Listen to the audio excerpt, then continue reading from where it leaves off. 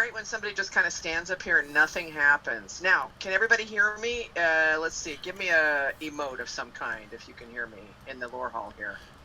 Aha! Yay! Okay, good. Good evening, everybody. It's great to see you. We're back on Landervaults tonight. Look at all the...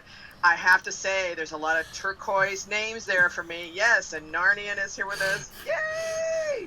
So we have a great time tonight making our way slowly through the Shire. And I will turn it over to Narnian, our lore master, and see you guys later for the field trip.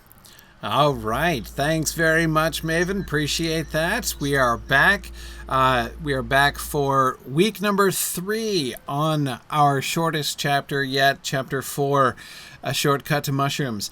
We got as far as meeting Farmer Maggot last time, and today we're going to pick back up where Farmer Maggot is telling the story about his encounter with the Black Riders. And the things I want to really emphasize today, I want to be looking at sort of the 2 major things which I think really kind of go together. On the one hand, I want to follow up looking a little bit more at what I talked about last week when we talked about the Maggot household, right? Farmer Maggot's household as one of the most typical, really one of the only times we see a really typical Hobbit household, as of course is most of the time, of course, we spend with quite abnormal hobbits, Frodo, Bilbo, even Merry and Pippin, not exactly normal mainstream run-of-the-mill hobbits.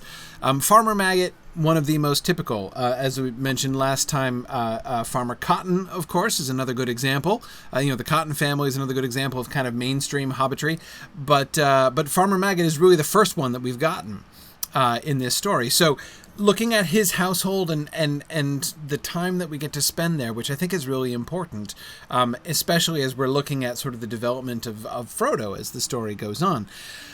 But the other thing is the encounter with the Black Riders. And it's interesting because in this chapter, there are no encounters with the Black Riders. That is, the closest they ever get to the Black Riders is the cry that they overhear, the song that they overhear from a distance. Which we talked about last time, and of course they don't even encounter them, right? They just hear them in the distance. They talk about them and they hear about an encounter this time, but they never actually meet them. We never actually see them. But there's lots of anticipating seeing them and thinking about them, right? So it's interesting to me to look at kind of. I want to spend some time looking at sort of the before and after, right?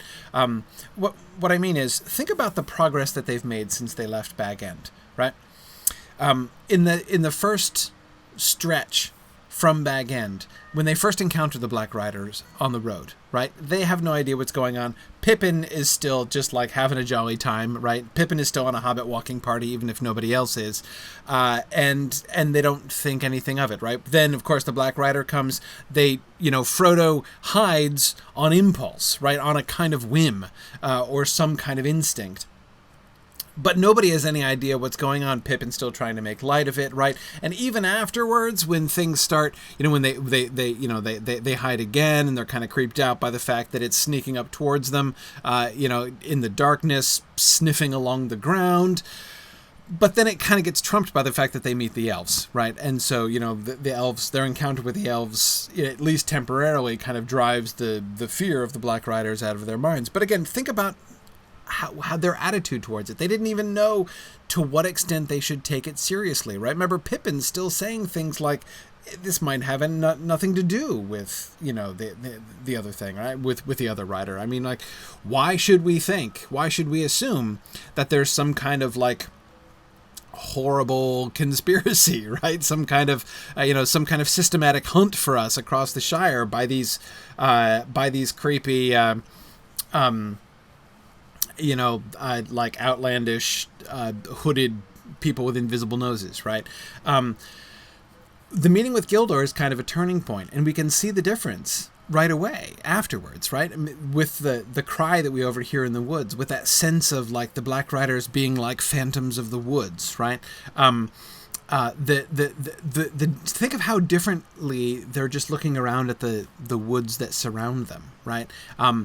After waking up from their night with the elves, it's like they're still in Ferry, right? They have moved from just crossing the Shire on a Hobbit walking party to now they're in a fairy tale, right? And they know it, right? They know that they are now definitely in that kind of sort of their encounter with the elves and Gildor's confirmations to Frodo, even Gildor's lack of information, right, that he gives to Frodo, seems to confirm the fact that that they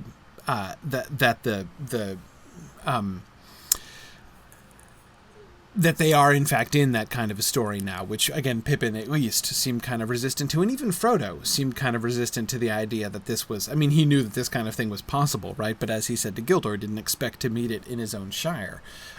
Now there's nobody's talking that way anymore, right? There's no more like, but in our own shire, how could this be happening?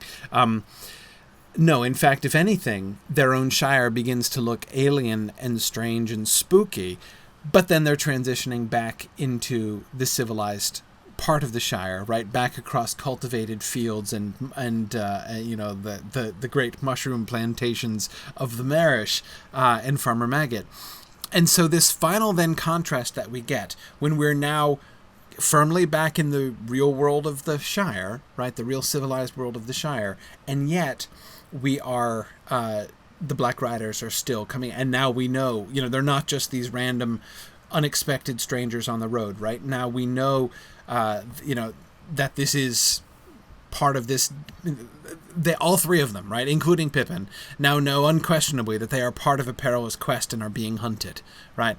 There can be no two ways about that for any of them. The situation has changed, and what do we see? What do we see about the encounter with the riders and thinking about, and just the way that they think about the riders? So that's what I want to be looking at tonight, both Farmer Maggot and sort of mainstream hobbitry, and I want to be thinking about the encounter with the riders, and of course these two things go together, right? Okay, anyway, that's my little intro talking about what we're going to talk about. Resisting the Riders is my title for tonight. Before we get going, two quick announcements, really two quick reminders. Don't forget, tomorrow night, Wednesday night, May 17th? Don't forget that I'm having session 2 of my class on Boethius's Consolation of Philosophy. Really, really important work, which will help you understand a lot of things about Tolkien and Lewis and others. So if you've missed it, you can catch up on it on iTunes U, on iTunes in the Mythgard Academy podcast, or on YouTube on the Signum University channel. So we're having episode 2 tomorrow, and I'll be simulcasting that here on Twitch as well, like I always do. As well as I think I'm going to try again my experiment from last week of doing it on Twitter Live as well. That was kind of fun. Anyway, now the second reminder is just reminder about our summer Hobbit camp this summer. Most of you have heard me talk about this before.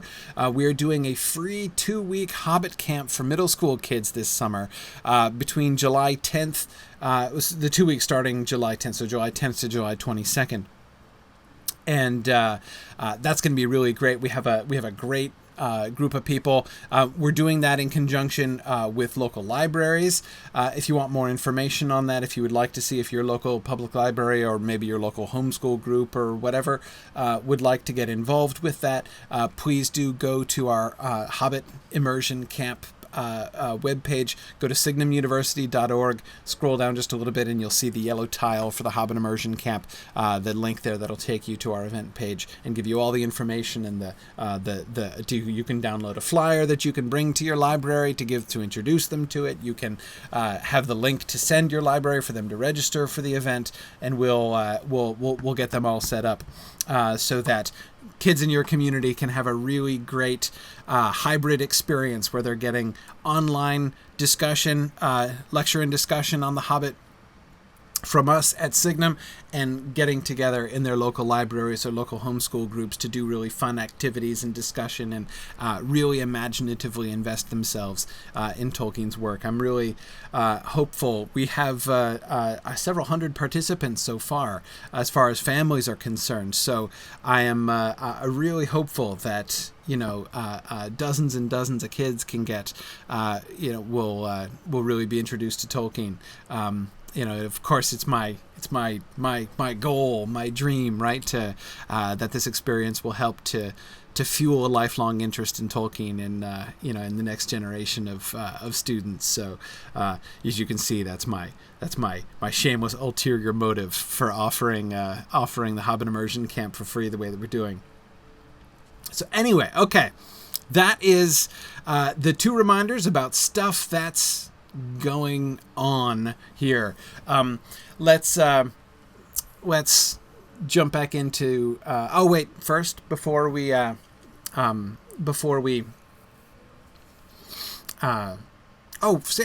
last thought I'd forgotten to give about Resisting the Riders. Just one last comment on my title before I go on to the notes and queries from this week is.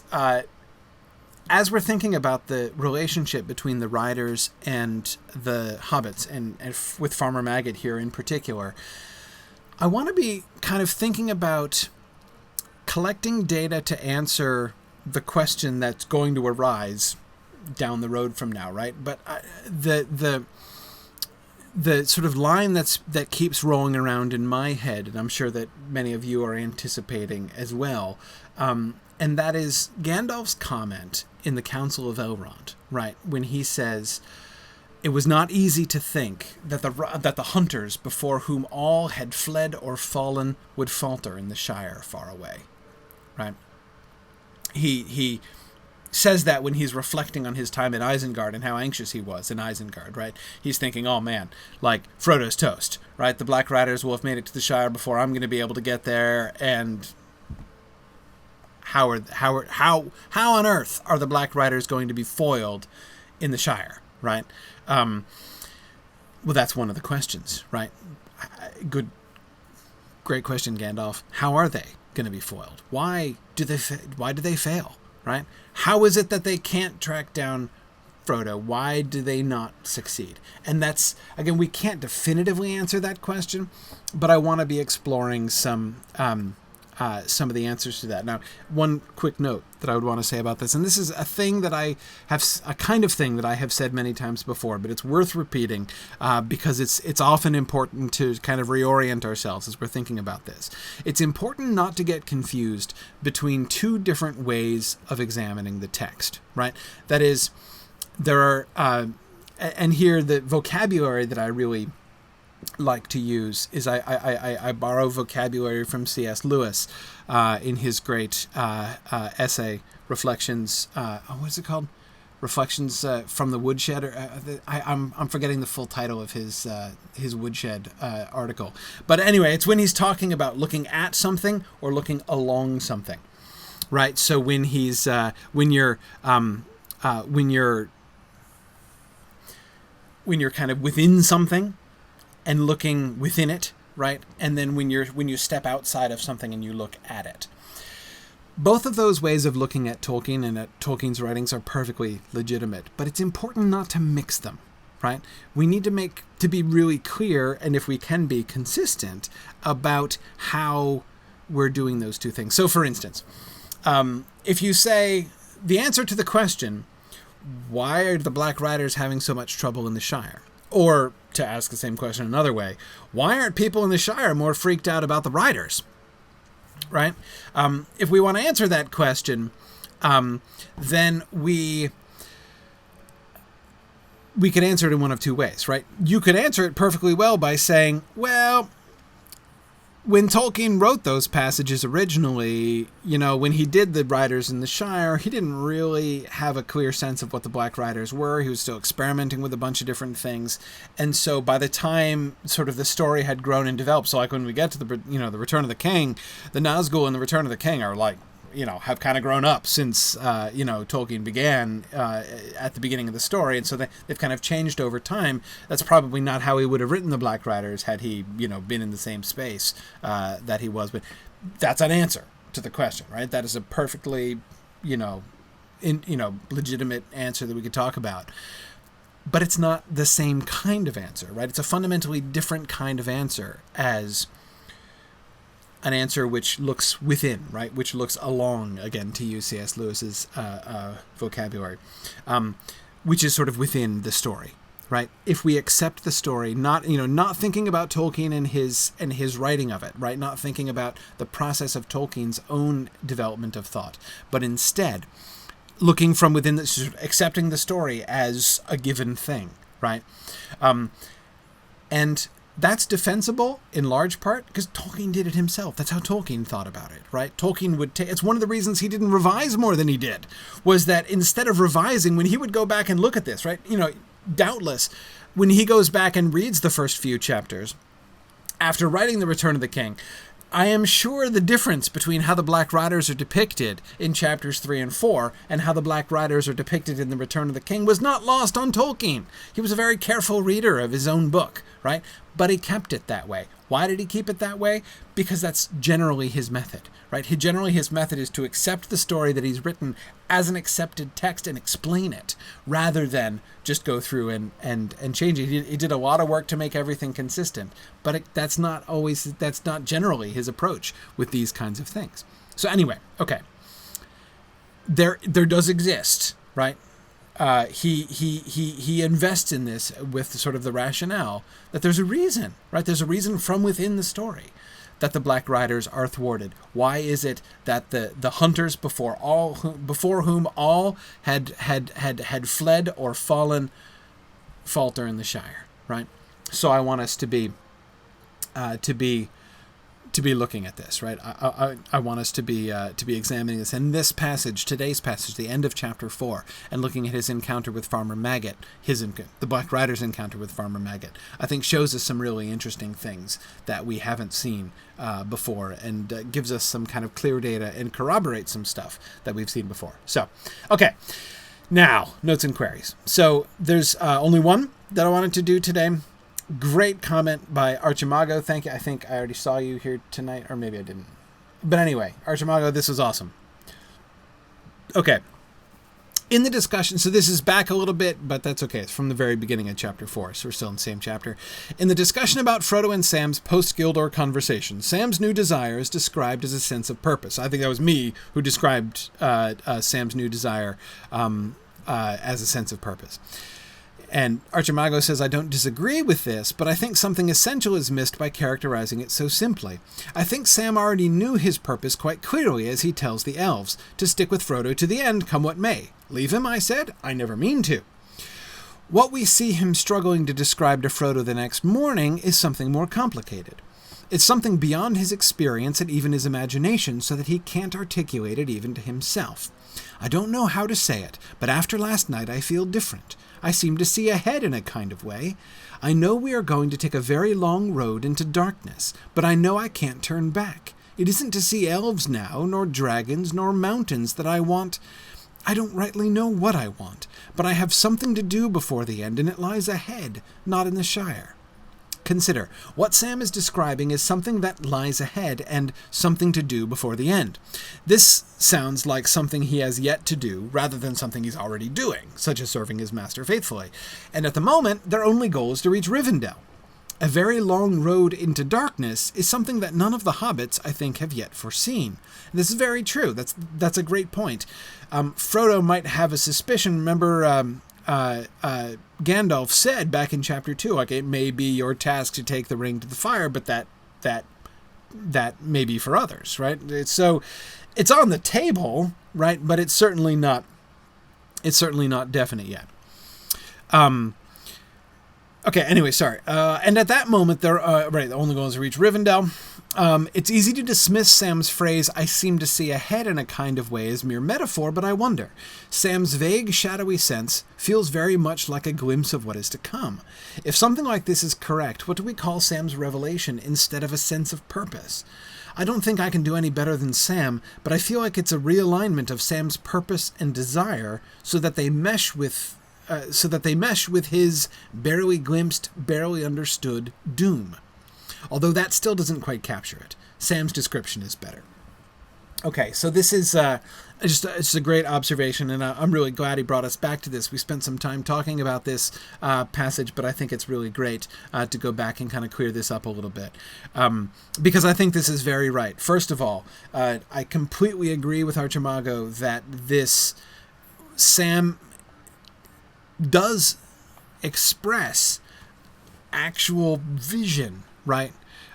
And I think that the point that he makes is a point that I certainly did not make strongly enough when going through that passage the first time, the significance of his foresight of the very long road into darkness, right? Sam is really the first one with this clear a conviction, right? This clear a vision, a premonition that the long quest to Mount Doom is going to be their lot, not just Frodo's lot, but his lot, right?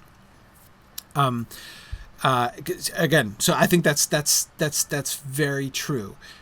His insight into that is, I think, really important and unique. He gets that before anybody else does. Here's my problem in trying to explain it, and I do acknowledge that a sense of purpose might seem vague, or sort of unsatisfactory. This is I had to cut a little bit to fit it on the slide. Archimago was talking about doom, right, as a possible way to describe that, right? You know, that it's his sense of doom that he has rather than a sense of purpose. And I agree with that to a certain extent, but here's my problem. It is doom, right? Him having a sense of what their destiny is, right?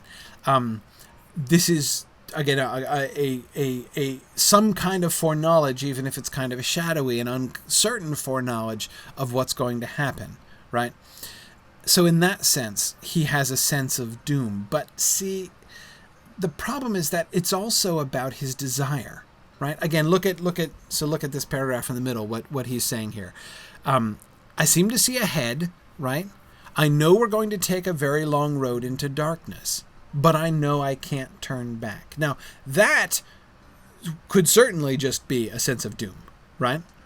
I know I can't turn back. Okay, right? So I know this is going to happen no matter what. Now that's starting to sound like doom, right? But look at where he goes from there. It isn't to see elves now. Now, here's a question. What is the antecedent of the pronoun it in that paragraph? Or in that sentence there? What isn't to see elves now? It isn't to see elves now, nor dragons, nor mountains that I want. I don't rightly know what I want. How is he going to finish that sentence before he interrupted himself there? It isn't to see elves now, nor dragons, nor mountains that I want what, to leave the Shire? Right? So his leaving the Shire was always informed by two things, right? He wanted to stick with Mr. Frodo and serve and protect him. But he also wanted to see elves, right? He also wanted to see the things from Mr. Bilbo's stories that he has loved so much ever since he was a kid. So we had his devotion to his master, but also his desire for these other things, right? And both of those two things we could see very clearly from the infenestration scene at the end of chapter 2, right? The elves, sir, passage that we talked about, right? Okay, he's still talking about desire here. So he's talking about doom, right? But he's also talking about desire. It isn't to see elves, nor dragons, nor mountains that I want. I don't rightly know what I want. But I have something to do before the end, and it lies ahead, not in the Shire. Again, he starts with that sense of doom. Then he moves on to his own desire. He is now stirred with a longing. His desire was a longing, right, for elves, for dragons, for mountains, for these things out of the stories, right? And it was in pursuit of that longing, in part, right? It wasn't the whole story, right? But in part, that was why he was leaving the Shire. Because you can't find those things in the Shire, right? And he wanted to see them. So that's why he was leaving. But now he's leaving because those old longings, those old desires, in part at least satisfied. Remember, that was the initial premise of their conversation, right? When, because Frodo asks him, like, now you've seen elves, right? You still want to go, right? That's what prompts this remark in the first place. He doesn't have to leave the Shire to see elves, right? He's already seen them, right? You can check seeing elves off his bucket list, right? And so longing satisfied, he can retire back home, right? I mean, at least Frodo asks him that, right? But he says now, no, my old longings, right, for elves and dragons and mountains have been replaced by something else, some other longing. And he associates that longing with the thing to do that he has to do before the end, right? Something to do before the end, and it lies ahead. So his sort of purely abstract longing now has... This is why... So I would still stand by what I said before about sense of purpose. I'm just trying to make those words mean more than they might have seemed like they meant before, you know? Purpose is the only word I can think of that expresses like doom plus desire, right? Destiny plus choice is purpose in this bigger sense. Irindus was looking for a word where your sense of doom and sense of purpose mingle. Yeah, I like purpose with the capital P, Irindus, like you're using, is exactly the way that I would describe that.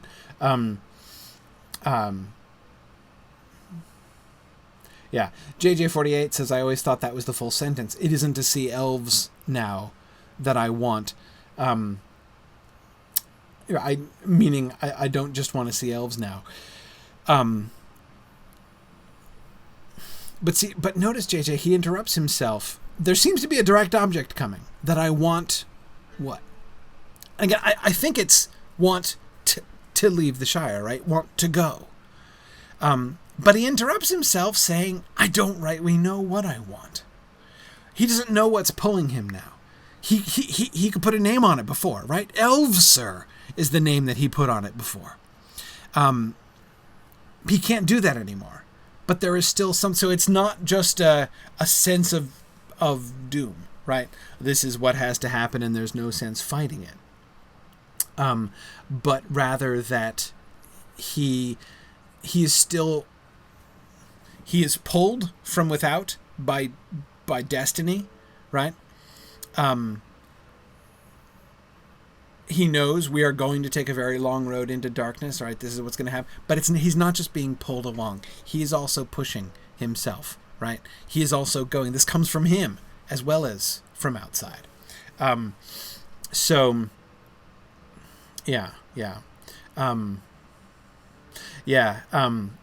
Matt points out that it's probably worth remembering that Sam is the one who will complete all the quests at the end with the line, I'm back, with the there and back again in the last page of the story.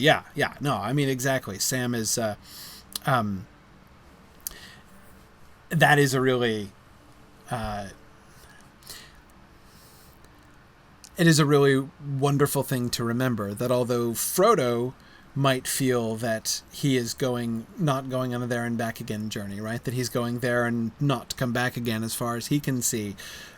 Sam, of course, is going to fulfill that, and, Frodo will in a different sort of way.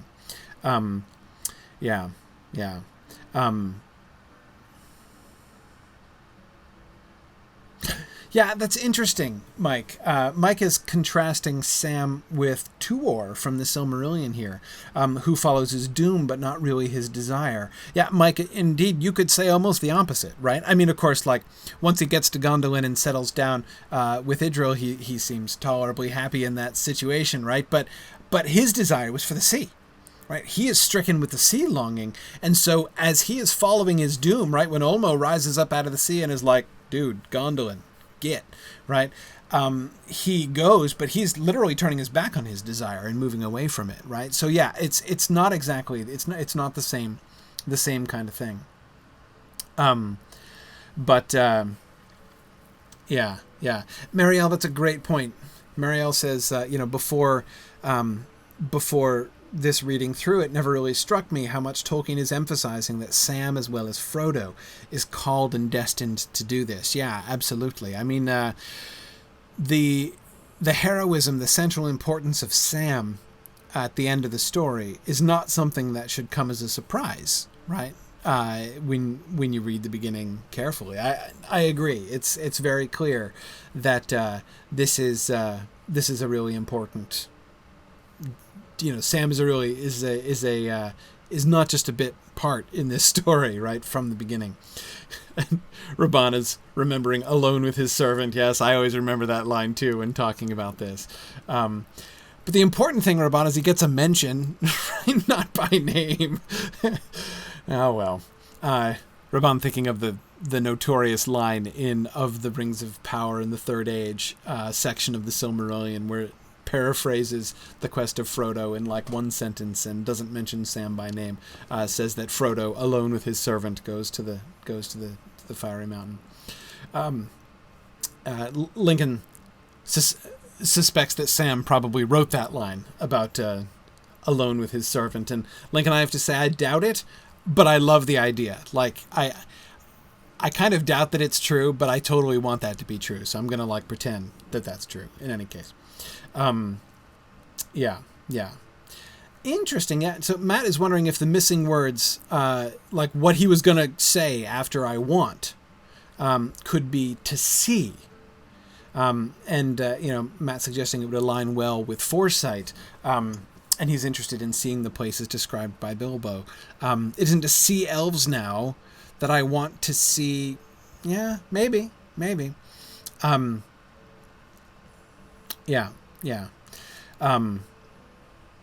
Like, I don't want to get too distracted on that. Though Elrond is my quick answer, but anyway. Okay, so let's keep going. So I don't know. I hope this. I hope you agree with me that it was worth going back and lingering on this passage again, because of course, anytime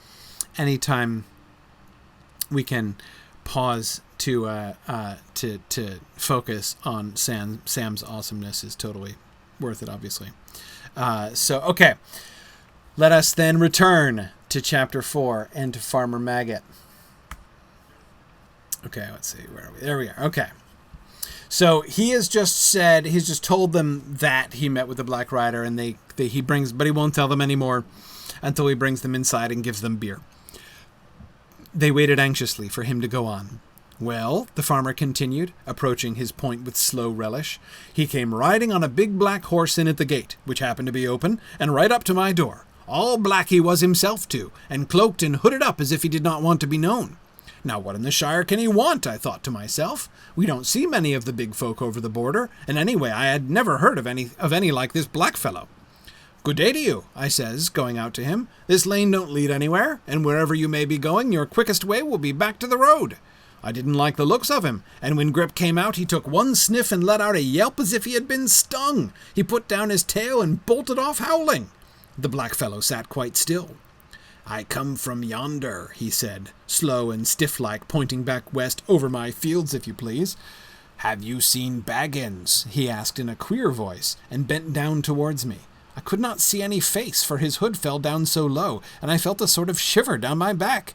But I did not see why he should come riding over my land so bold. All right. What are some things that you notice here? First, the comment about his being all black he was himself too, right?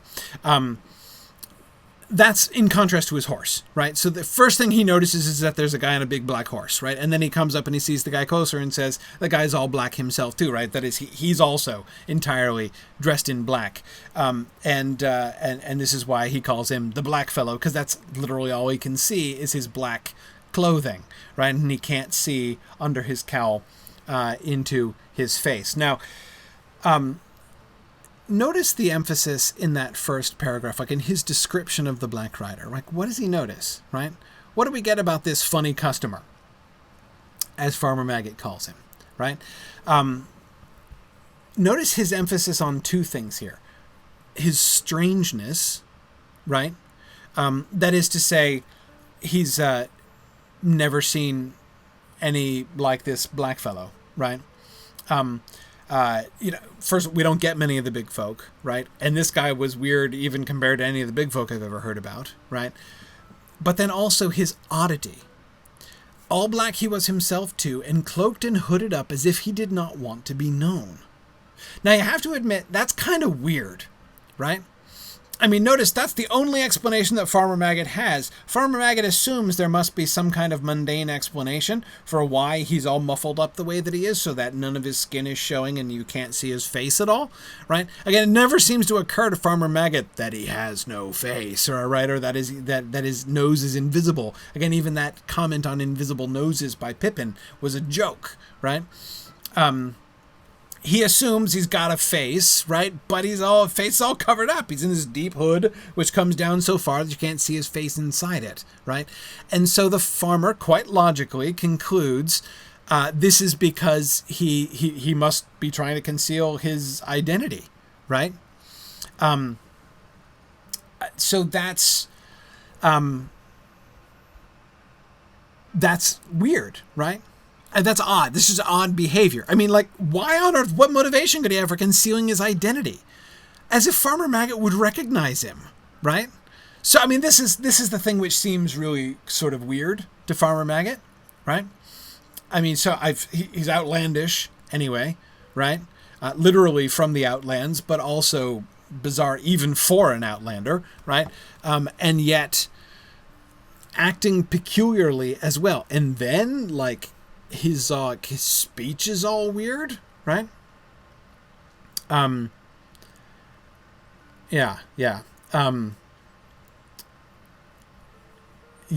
Several of you are commenting. Mike and Tony are commenting on his use of yonder. I really like the Black Rider's speech here, right? I think this is the longest bit of dialogue we get from the Black Riders. Remember with the Gaffer, we got the Gaffer's half of the conversation, but not the Black Riders, right? We got a little bit of his conversation reported to us by Gaffer Gamgee through Sam afterwards, right? But we didn't hear anything directly that he said. So this is the first consistent narrative that we get, again, at least a report of that conversation from Farmer Maggot. And look at what he says, right? His first sentence is, "I come from yonder, slow and stiff-like," he says. And the use of the word yonder is adorable, isn't that? Right? I was thinking about that a lot before class tonight. And the more I think about it, the more sense it makes. Their common is not very good, right? That's pretty clear. That was clear from the Gaffer, right? He just does not speak fluent common, right? Does not speak fluent Westron. Why do you think he says, "I come from yonder"? I cannot believe that the word yonder was in any, like, black speech to Westron, guidebook that Sauron gave to the Ringwraiths before they set out on this trip, right? I absolutely cannot. James, exactly. He heard it from the Gaffer. Absolutely. No, I am convinced. I'm absolutely convinced that that's a piece of Hobbit dialect that they picked up, if not from the Gaffer himself, from people like the Gaffer, right? Because remember, this is the kind of answer that they're going to have gotten from bunches of other people, right? They've been going around the Shire asking, "Where is Baggins?" And you got to imagine a whole bunch of people, if they give them any answers at all, right, would say, "Oh, down yonder," right? So I am convinced that the Black Riders have picked up the word yonder from Hobbit dialect, right, rustic Hobbit dialect, in the course of their investigations here in the Shire. So I think this is really interesting, actually, right? That and here's what's interesting about it to me. They're paying attention, right? There is an active attempt on the part of the Black Rider to acclimate itself to local culture, right? The first line that he delivers, the first sentence that he utters to this Hobbit yokel that he's talking to, right, is what I would think deliberately until in Hobbit dialect, right? I come from yonder, he says. Is this the Black Rider's attempt to be disarming, right? Have you seen Baggins? To me, the two sentences are what are so interesting in combination, right? On the one, it's like so near and yet so far, right? That on the one hand, his first sentence is pretty good, right? His second sentence is not so good. Have you seen Baggins? Well, that gives it... If he was trying to blend in with the locals, right, the second sentence totally gives him away, right? Because that's not how any Hobbit would speak. Nobody would say Baggins, right? First of all, it's indistinct. The writer does not seem to even entertain the idea that Baggins is not a unique name, right? You can just go around and say, hey, show me Baggins. And the fact that every Hobbit in the Shire is going to say, which Baggins? There are dozens of them, right? The concept that it's a family name, in other words, is obviously completely over the head of the Black Rider. He's just not that familiar enough with local customs to get that at all, right? So we can see how alien he is and how alien the cultures of the habits of the Shire are to him, and yet we see him picking up that speech. Now, it is, of course, possible, because this is Farmer Maggot retelling, right? Maybe he's not quoting the Black Rider directly. Maybe he's paraphrasing, right? Maybe I came from yonder is a Farmer Maggotism, not what the Black Rider actually said word for word. That seems to me possible, but I don't think so. And the reason I don't think so is because of the slow relish that the farmer has in working up to his story, right?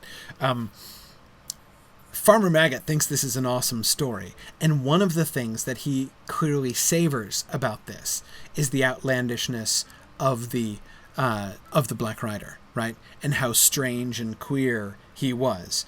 I would think that if Farmer Maggot misquotes the Black Rider, he would misquote him in the opposite direction. He would exaggerate the alienness of his speech rather than accommodate his speech to Hobbit dialect. So it's conceivable, of course, that I come from yonder might just be Farmer Maggot's paraphrase, but I don't think so. Again, I don't think so. I think if he were changing it, he'd go in the other direction. Good. Yeah. Kuzia was just asking that, and I think it's a great question. Raban says this is the Nazgul's drawing room manner. It kind of is, right? And can we just stop to notice what a weird thing that is? Why? Why should the hunters before whom all have fled or fallen falter in the Shire, right? Why, when confronted with Farmer Maggot, you'd think, right? You'd think that the Nazgul's response here might be something like, let me torture this hobbit and his family until they tell me what I want to know, right? I mean, why wouldn't he think that? Why should he be polite to Farmer Maggot at all? For the matter of that, why don't they just kill everybody they meet, right? I mean, let's just be on the safe side, right? Let's just slaughter every hobbit from the East Farthing to the West Farthing and hope we get the right ones, right? I mean, I'm not saying that's the most efficient possible approach, but it's an approach, right?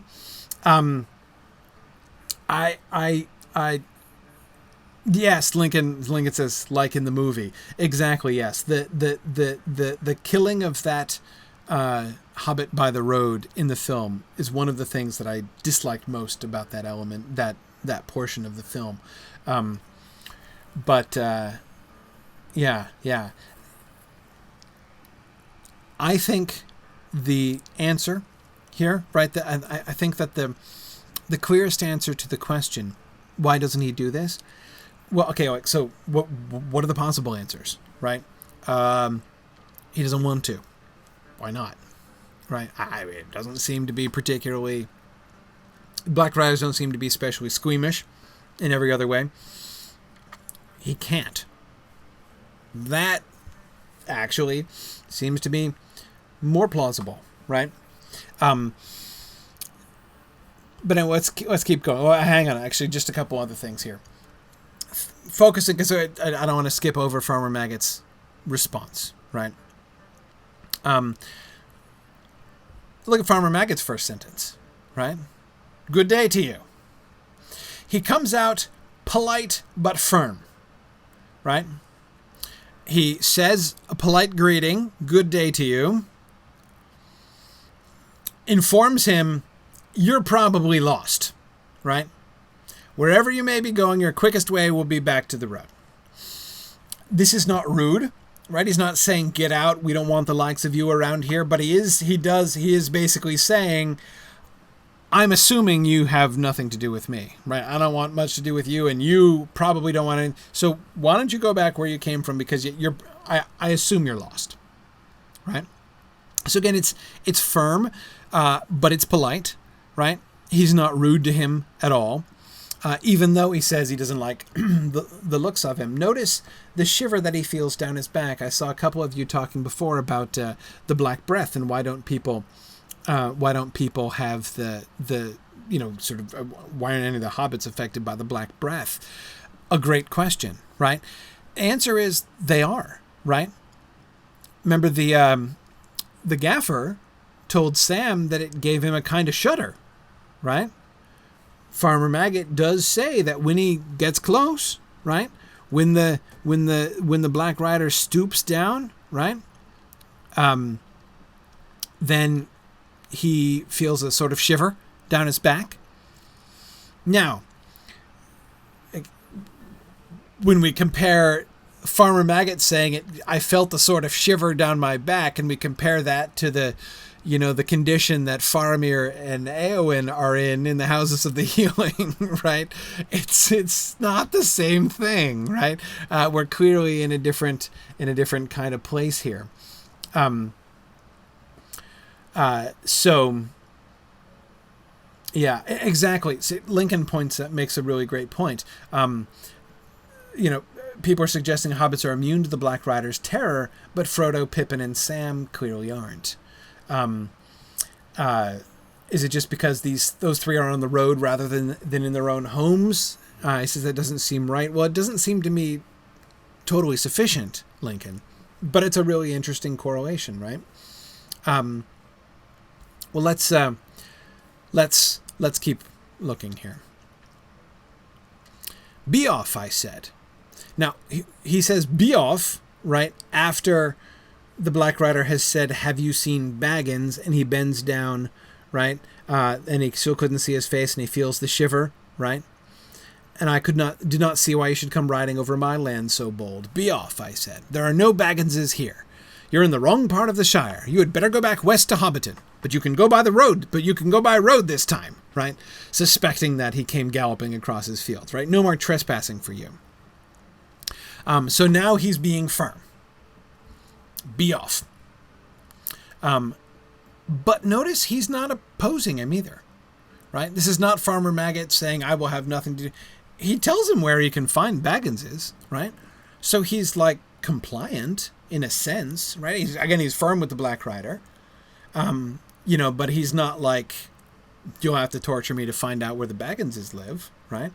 But anyway, more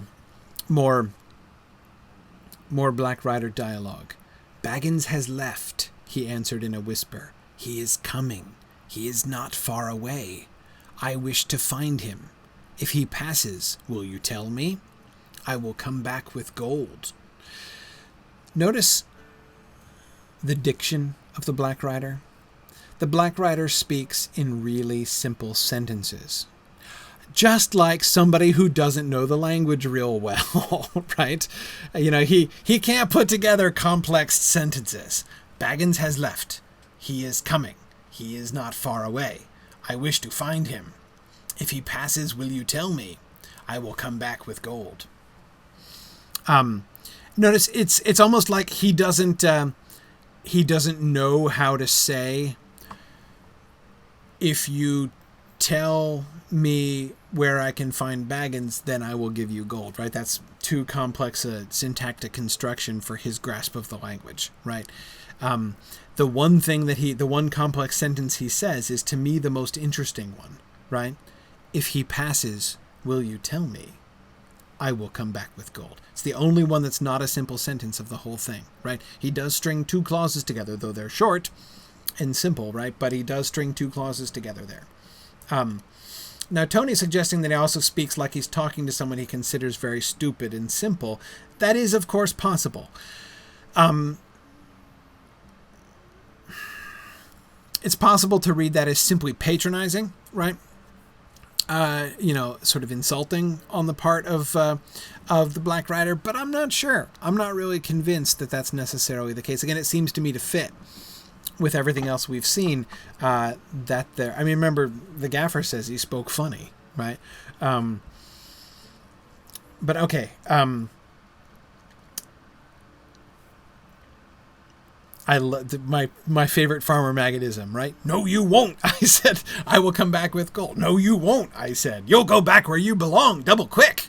I give you 1 minute before I call all my dogs. I love Farmer Maggot giving the Nazgul 1 minute's head start before he calls all his bride. If you're not out of this gate in 60 seconds, oh Nazgul, so help me, I'm setting my dogs on you, right? So he's fair and sporting even with the Black Rider. He gave a sort of hiss. It might have been laughing, and it might not. Then he spurred his great horse right at me, and I jumped out of the way only just in time.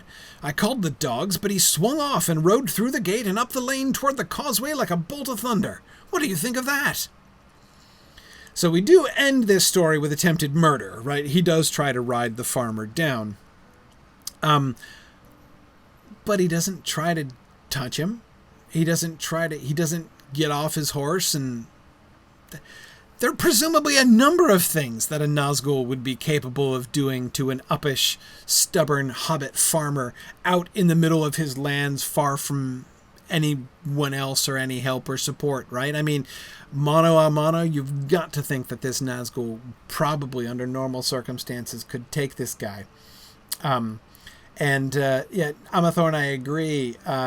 Grip probably doesn't threaten him very much, right? He's already seen the dogs run off, so even that is kind of empty bluster, and even Farmer Maggot has to kind of know that, right? Because he's seen how his dog reacted.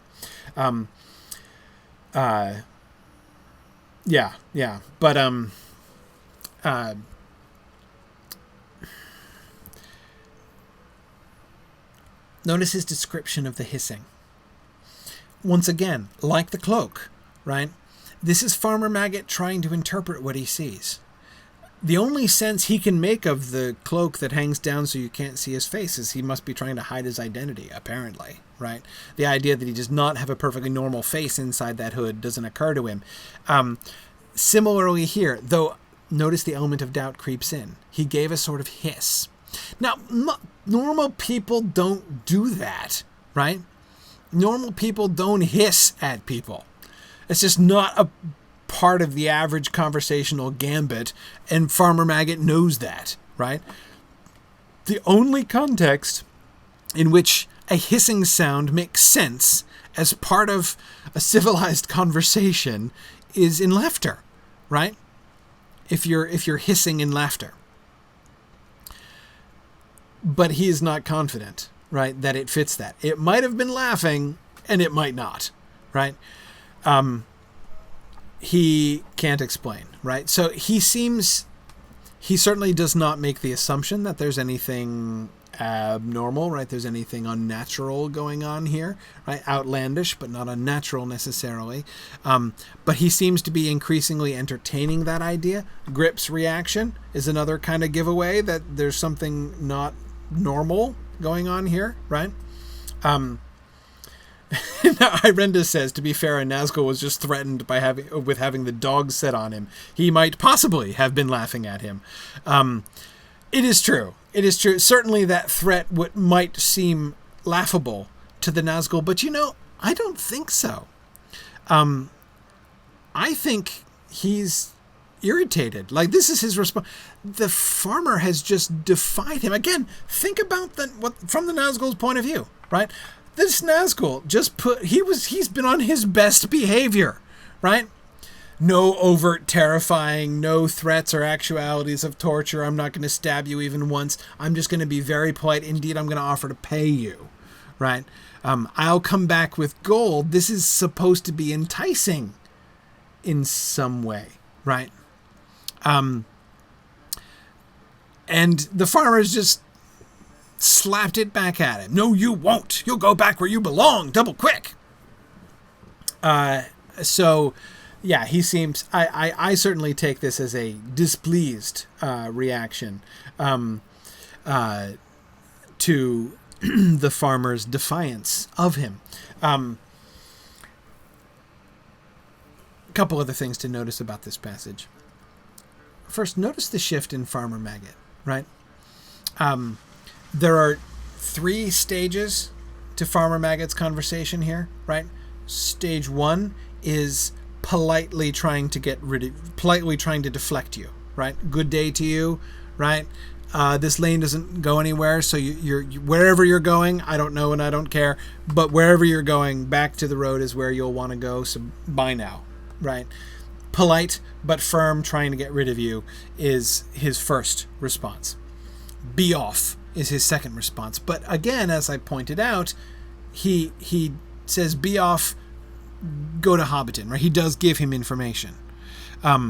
So his impulse there seems to be just he wants to get rid of the Black Rider, right? Just go away. But you can go by road this time. And his third impulse is open defiance. I will come back with gold. No, you won't. You'll go back where you belong, double quick. Why does that escalate? It seems to me significant that it escalates at the moment in which the Black Rider offers him a bribe, right? I think that seems to outrage Farmer Maggot. No, you won't come back with gold, right? On the one hand, clearly part of what he's saying is, I've told you to be off, you're not coming back, right? I'm going to set my dogs on you if you come back, right? So part of it is, I've told you to leave, and if you don't mind me, so coming back is not an option with gold or without gold. But I do think that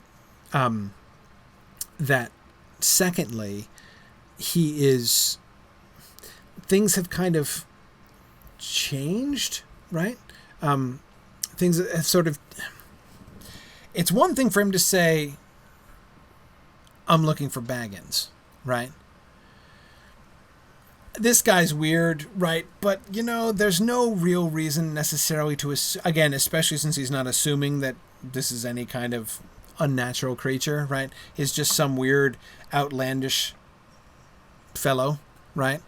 Outlandish chap, funny customer from foreign parts, looking for Baggins. Well, of course, right? I mean, everybody in the Marish knows those queer folks up in Hobbiton, right? They probably get visitors like this all the time. This is probably an average day over in Hobbiton, right? Where folks are really queer, where that Baggins lives and his dragon gold and goodness knows what they get up to over there in Hobbiton, right?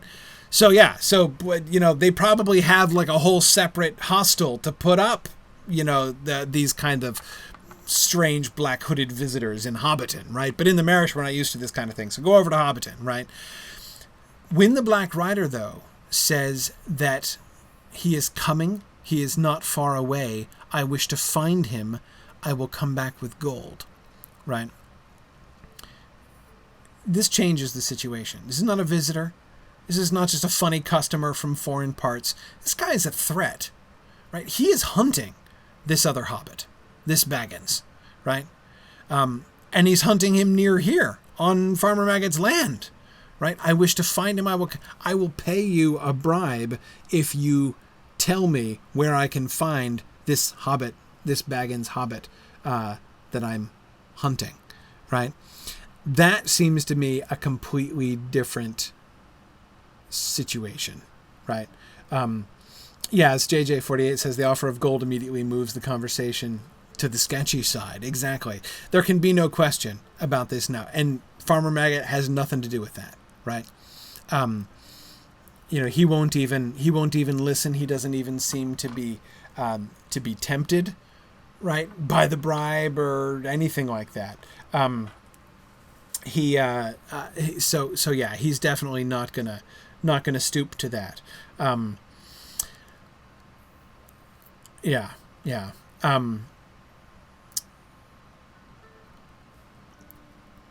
Now back to the Black Rider's complex sentence. If he passes, will you tell me?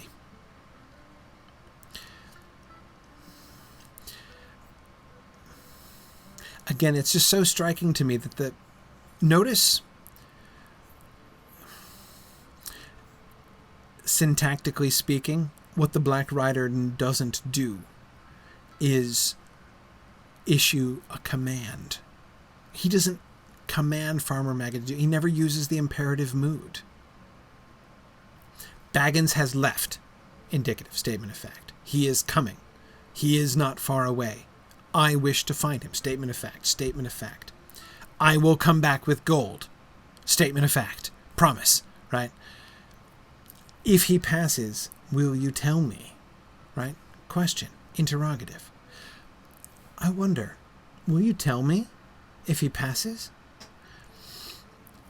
Again, this is the Black Rider being polite. This is why I think he's ticked off when he's hissing.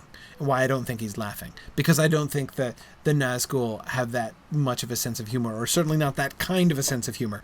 I think if you, you have to at least, if you take yourself really seriously, you can't laugh at that kind of defiance, right? Even if you find their threat absurd. He has just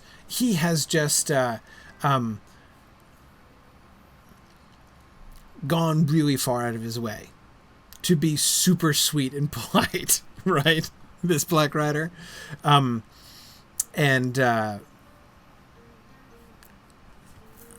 then here's this hobbit being all uppish to him.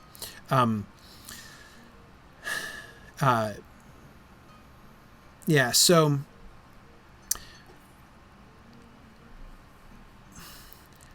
why? Or rather, I don't want to say why, because again, we don't know exactly the answer, but just notice how strange that is. Notice how remarkable it is. We need to take note of the fact that when they are interviewing random, strange, vulnerable hobbits in the middle of the Shire, the Black Riders are going around saying pretty please and asking to pay, right? So that seems to me important, right? That's how they carry it. I bet Gandalf didn't see that coming, right? I bet he didn't expect that the hunters before whom all had fled or fallen would go around saying pretty please to Farmer Maggot, right? Who neither flees nor falls, but also is never threatened, just hissed at. Again, there is a little attempted murder, but what's that between friends, right? He does try to ride him down with his horse, but it's not, not really serious, right? He was able to jump out of the way just in time. I don't think that this is, Crystal, I don't think this is native kingliness showing through. I don't think this is like the virtue of the Black Rider showing through. I don't think they would do this if they didn't have to. I cannot look at the conversation with Gaffer Gamgee or the conversation with Farmer Maggot. I can't see that as anything other than constraint, right? Emma Thorne says, how would the kings from whence the Nazgul came interact with foreigners? Well, Emma Thorne, I can tell you, a king of men who is traveling and talking to a rustic hobbit, you know what he might use? the imperative mood, right? He might give a command or two. That's exactly why I find it so interesting that he never does, right? Whether it's the evil wraith being evil or whether it's the proud human king being a proud human king, in neither case would you expect this kind of dialogue, this kind of behavior from them. Now, and I don't even know. Lady Shmevioak has just asked, do Nazgul have any memory of who they were? We have no idea. Probably. I'm thinking probably yes. The Witch King seems to be relatively self-aware, but we don't even know.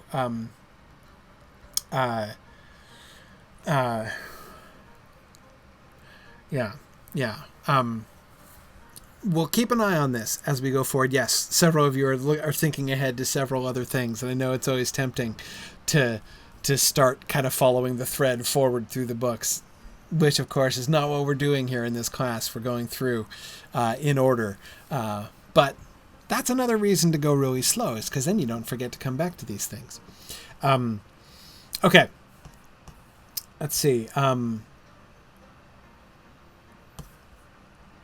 Speaking of those Baggins from Hobbiton, so look at the conclusion that Farmer Maggot comes to.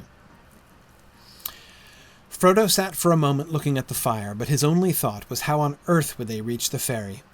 I don't know what to think, he said at last. Then I'll tell you what to think, said Maggot. You should never have gone mixing yourself up with Hobbiton folk, Mr. Frodo. Folk are queer up there. Sam stirred in his chair and looked at the farmer with an unfriendly eye. But you were always a reckless lad. When I heard you had left the Brandybucks and gone off to that old Mr. Bilbo, I said that you were going to find trouble. Mark my words, this all comes of those strange doings of Mr. Bilbo's. His money was got in some strange fashion in foreign parts, they say. Maybe there's some that want to know what has become of the golden jewels that he buried in the hill of Hobbiton, as I hear. Frodo said nothing. The shrewd guesses of the farmer were rather disconcerting. Well, Mr. Frodo, Maggot went on, I'm glad you've had the sense to come back to Buckland. My advice is, stay there. And don't get mixed up with these outlandish folk. You'll have friends in these parts. If any of these black fellows come after you again, I'll deal with them. I'll say you're dead, or have left the Shire, or anything you like. And that might be true enough, for as like as not, it's old Mr. Bilbo they want news of. First of all, again, as I said before, one can sympathize. Every hobbit from one part of the Shire apparently thinks that hobbits from the other parts of the Shire are queer and bizarre. But, Farmer Maggot has a point here, right? I mean, come on. Old Mr. Bilbo, he was weird, right? If anyone in the Shire was weird, right? He was weird, right? So for somebody in the Marish who clearly associates Hobbiton with Bilbo, right, to say that folk in Hobbiton are queer, that seems legitimate, right? Frodo finds the shrewd guesses of the farmer rather disconcerting. I don't agree with him, necessarily. That is to say, this seems to me perfectly simple and sensible, right? If there is a strange and ominous foreigner wandering around the Shire looking for Baggins, what else is any hobbit going to think, right? I mean, what other Baggins possibly could a strange, outlandish person like this mean, right? Obviously, it must be Bilbo, that crazy old mad Bilbo Baggins from Hobbiton, right?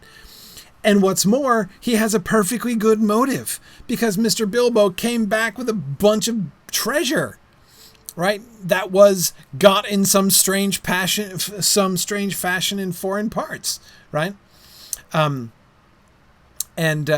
You'll remember the fine line that is drawn between sort of mysterious treasure and treasure which is positively ill-gotten, right?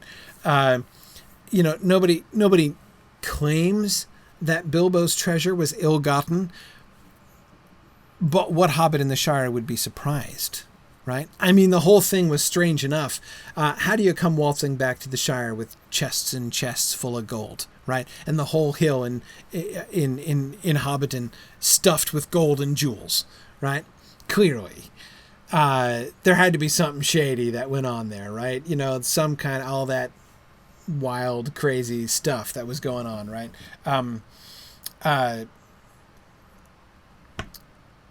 Yeah, so Link and I agree that Frodo seems to be getting a little paranoid here, right? You know, he is sort of thinking about. He's making connections, of course, that Farmer Maggot obviously is not making, right? Yes, Bilbo brought something back with his treasure that these guys are seeking, right? That's in fact perfectly true.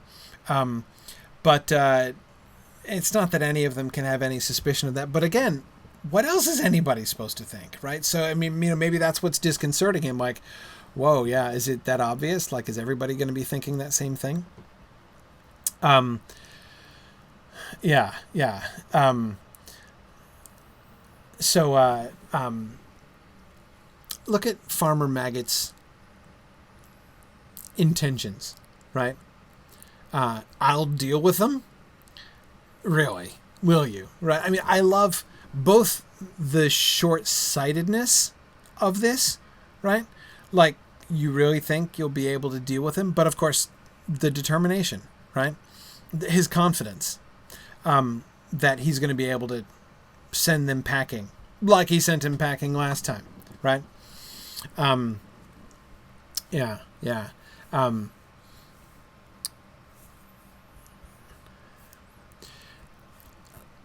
So what's Farmer Maggot's reaction to all this, right? Farmer Maggot just said, and I see, you know, that, I mean, look at his response here, first paragraph. Maggot looked at him thoughtfully. Well, I see you have ideas of your own, he said. It is as plain as my nose that no accident brought you and that rider here on the same afternoon, and maybe my news was no great news to you after all. I'm not asking you to tell me anything you have a mind to keep to yourself, but I see you are in some kind of trouble. Perhaps you are thinking it won't be too easy to get to the ferry without being caught. I was thinking so, said Frodo, but we have got to try and get there, and it won't be done by sitting and thinking. So I am afraid we must be going. Thank you very much indeed for your kindness. I've been in terror of you and your dogs for over 30 years, Farmer Maggot, though you may laugh to hear it. It's a pity, for I've missed a good friend. And now I'm sorry to leave so soon, but I'll come back, perhaps, one day, if I get a chance. The plaintiveness of that line is so touching, isn't it? Right, like, if I survive till tomorrow, which I doubt. You'll be welcome when you come, said Maggot, but now I've a notion. It's near sundown already, and we are going to have our supper, for we mostly go to bed soon after the sun. If you and Mr. Peregrine and all, I love how Sam is and all, right? If you and Mr. Peregrine and all could stay and have a bite with us, we would be pleased. And so should we, said Frodo, but we must be going at once, I'm afraid. Even now it will be dark before we can reach the ferry. Ah, but wait a minute. I was going to say, after a bit of supper, I'll get out a small wagon and I'll drive you to the ferry. That will save you a good step, and it might also save you trouble of another sort. Okay. Irinda says, will I ever look upon these mushroom fields again? Yes. Oh, Oakwig, that's a great, well-remembered. Oakwig points out that Frodo began this chapter by sitting and thinking. Remember Pippin's response, breakfast, right? And so yes, now he's turning away from his thinking and his sitting and thinking plan, right? That's interesting. Yeah.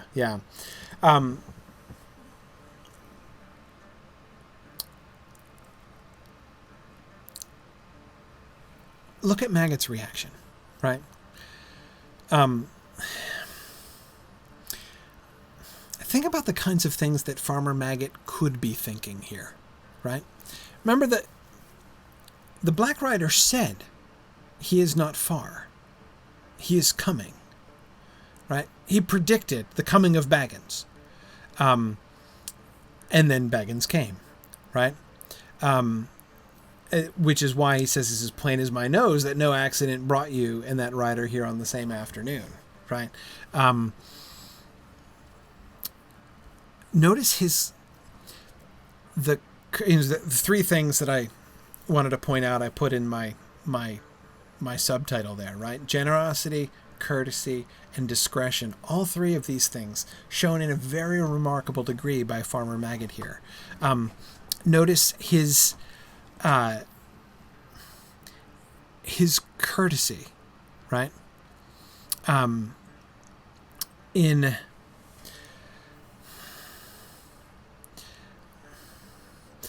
am not asking you to tell me anything you have a mind to keep to yourself, but I see you're in some kind of trouble. Which of us could do that, right?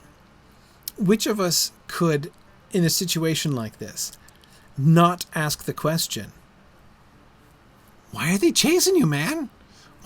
Is that guy after you? What did you do? Why is he after you? Who is he? Right? He asks no questions. But can see all by himself that he's in trouble, right? And anticipates his biggest concern, right?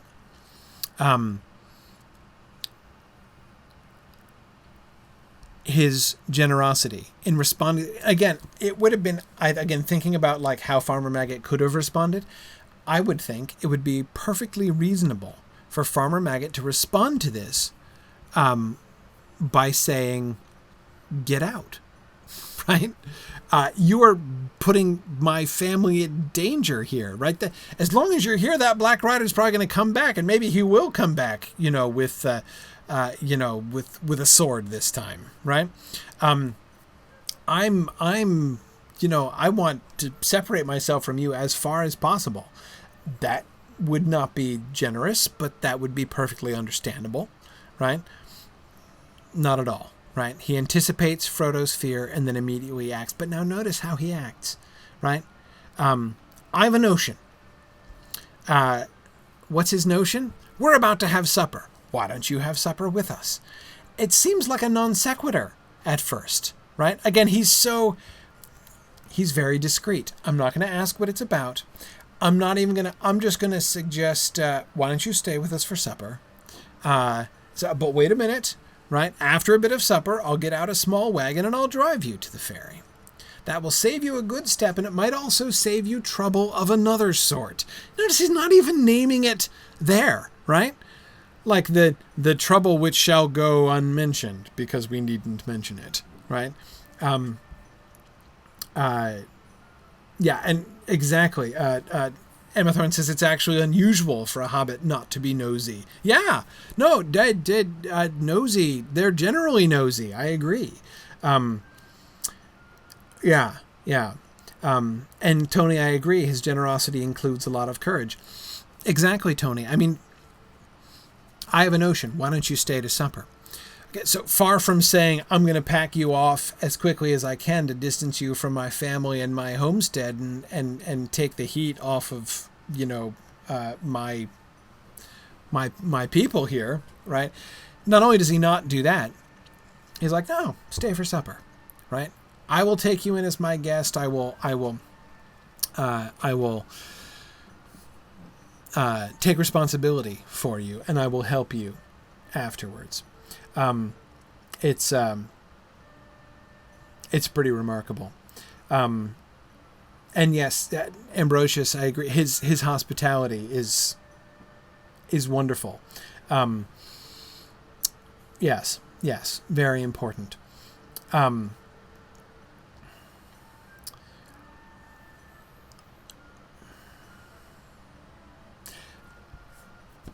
One note, and this is kind of picking up on the ideas from last time. Frodo's confession to Farmer Maggot, that he's been in terror of you and your dogs for over 30 years, though you may laugh to hear it. It's a pity, for I've missed a good friend. The fact that this is the Farmer Maggot, this is the truth of Farmer Maggot, right? This is the truth of the feared ogre that Frodo thought was going to kill him all these years, right? Remember the lane, Frodo looking at the lane as if it were the slot leading to a dragon's den. I think that there is some... so here I want to kind of finish up a thought that I started last week when we were looking at that passage. Young teenage Frodo, from Brandy Hall, right, lived in a bit of a fantasy world, a sheltered world, a world in which the terrible Farmer Maggot was the big bad guy, right? He was like an ogre. He was like a dragon. And to trespass on his land to steal mushrooms was like a perilous quest into danger, right? That was how the world seemed to young teenage Frodo when he lived in Buckland.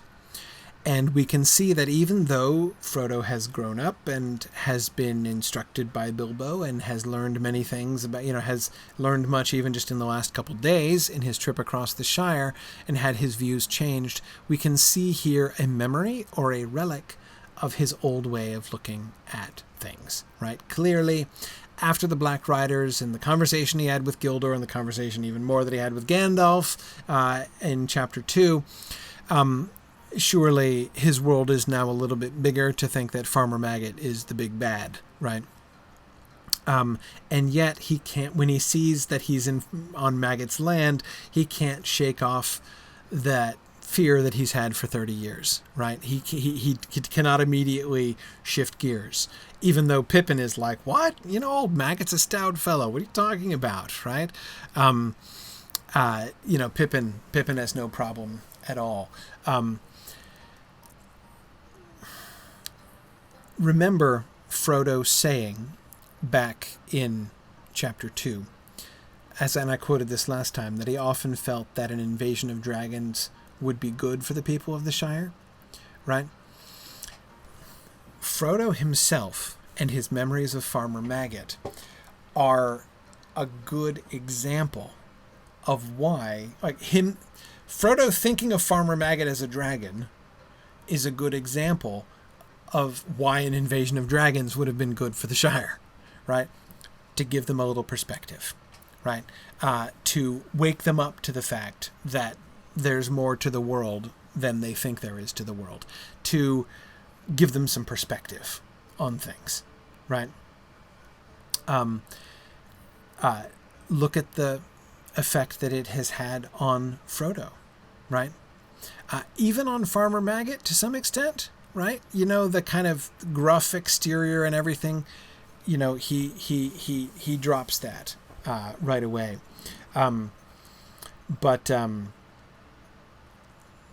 Yeah, so I think that this is sort of a really neat point, right? And think again in connection with that line that I've come back to so many times, that exchange between Frodo and Gildor about the Shire, right? And shutting themselves in, right, in their own Shire and all that, right?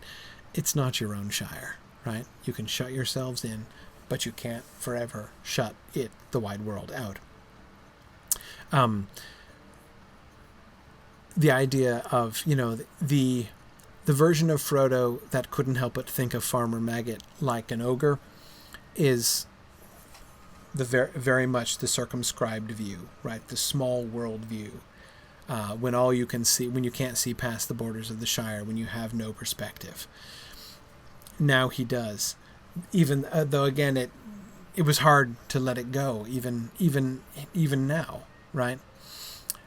But the encounter with the Black Rider, Farmer Maggot's encounter with the Black Rider, the nearness of the Black Riders, has had that effect, nevertheless.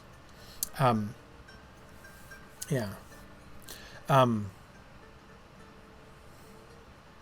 Yeah, Tony, I don't know how old Farmer Maggot is, but he needn't be that old. I mean, he has what seem to be grown children. There's no reference to grandchildren. But, he could easily be in his, 60s, 70s? Easily. He wouldn't have to be, might be older than that, but he wouldn't have to be older than that. Anyway, let's keep going.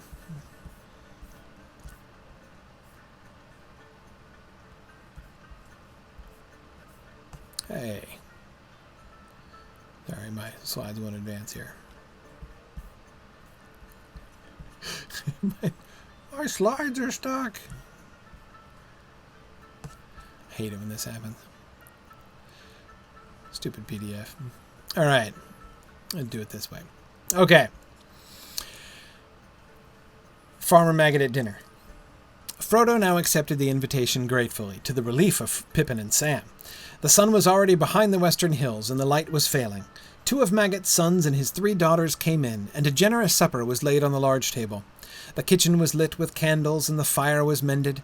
Mrs. Maggot bustled in and out. 1 or 2 other hobbits belonging to the farmhouse came in. In a short while 14 sat down to eat. There was beer in plenty, and a mighty dish of mushrooms and bacon, besides much other solid farmhouse fare. The dogs lay by the fire and gnawed rinds and cracked bones. When they had finished, the farmer and his sons went out with a lantern and got the wagon ready. It was dark in the yard when the guests came out. They threw their packs on board and climbed in. The farmer sat in the driving seat and whipped up his 2 stout ponies. His wife stood in the light of the open door. "You be careful of yourself, Maggot," she called. "Don't go arguing with any foreigners, and come straight back." I suppose he gets used to being called Maggot by his wife, though I have to admit that always takes me aback somewhat. Anyway, okay. This first paragraph, I don't have a whole lot to say about it, other than the fact that I really love this description, right? But again, a wonderful little vision of how normal hobbits live, right? And notice several things about it. Notice the big table, right? 14 of them sat down to eat. So there were Frodo and Pippin and Sam. That's 3. So normally there's 11 of them. We know they've got 2 of them and 5 children, right? So there's 7 maggots in the family. And so 4 farmhands who are presumably paid hands, right? Who work for the farm. But they apparently live there, and they sit and eat with them all at the table, right? So that's the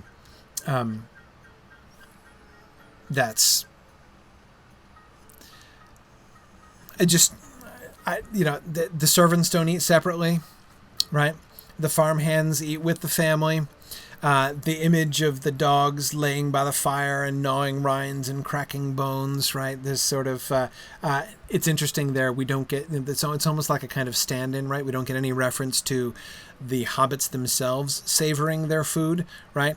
Although we can be sure that they do enjoy the mighty dish, and I love the adjective mighty here, the mighty dish of mushrooms and bacon and the beer in plenty, right? But the actual description of savoring of food is from the dogs, right? Gnawing rinds and cracking bones. Yeah, Emma Thorne, I suspect that there is some domestic help as well. I suspect that of those 4 farmhands, there's got to be at least one for indoor work to help Mrs. Maggot as well. You got to think, just knowing how farms work, right? But anyway, yeah. So what else do we see? I love Mrs. Maggot's words, right? Don't go arguing with any foreigners, right? The sort of mixture of, prudence and courage here, just to characterize this. Several of you are laughing about this, as if this is something she's got to tell him all the time, as if arguing with foreigners is a major pastime of his, maybe. But the fact that this is how she characterizes conflict with the Black Riders, right? The hunters before whom all have fled or fallen are in town, so don't you go arguing with them, right? Don't go arguing with foreigners. She's worried, but even her worries are kind of understated. I love the description of the wagon, right? They got the wagon ready. It was dark in the yard. When the guests came out, they threw their packs on board and climbed in. The farmer sat in the driving seat and whipped up his 2 stout ponies, right? This is the combination of the rusticity of the thing, right? with the courage and heroism of the moment, right? Here's Farmer Maggot sallying forth to strike a blow against the dark hunters, right? And to smuggle a fugitive to safety when he's being pursued by strange and possibly preternatural assassins. And this image, the combination of that knowledge with whipping up his 2 stout ponies from the driving seat of his small wagon, right, is just sort of lovely there. Look at the description as they go out. There was now no breath of wind stirring. The night was still and quiet, and a chill was in the air. They went without lights and took it slowly. After a mile or 2, the lane came to an end, crossing a deep dike and climbing a short slope up onto the high-banked causeway. Maggot got down and took a good look either way, north and south, but nothing could be seen in the darkness, and there was not a sound in the still air. Thin strands of river mist were hanging above the dikes and crawling over the fields. "It's going to be thick," said Maggot, "but I'll not light my lanterns till I turn for home. We'll hear anything on the road long before we meet it tonight." It was 5 miles or more from Maggot's Lane to the ferry. The hobbits wrapped themselves up, but their ears were strained for any sound above the creak of the wheels and the slow clop of the ponies' hoofs. The wagon seemed slower than a snail to Frodo. Beside him Pippin was nodding towards sleep, but Sam was staring forwards into the rising fog.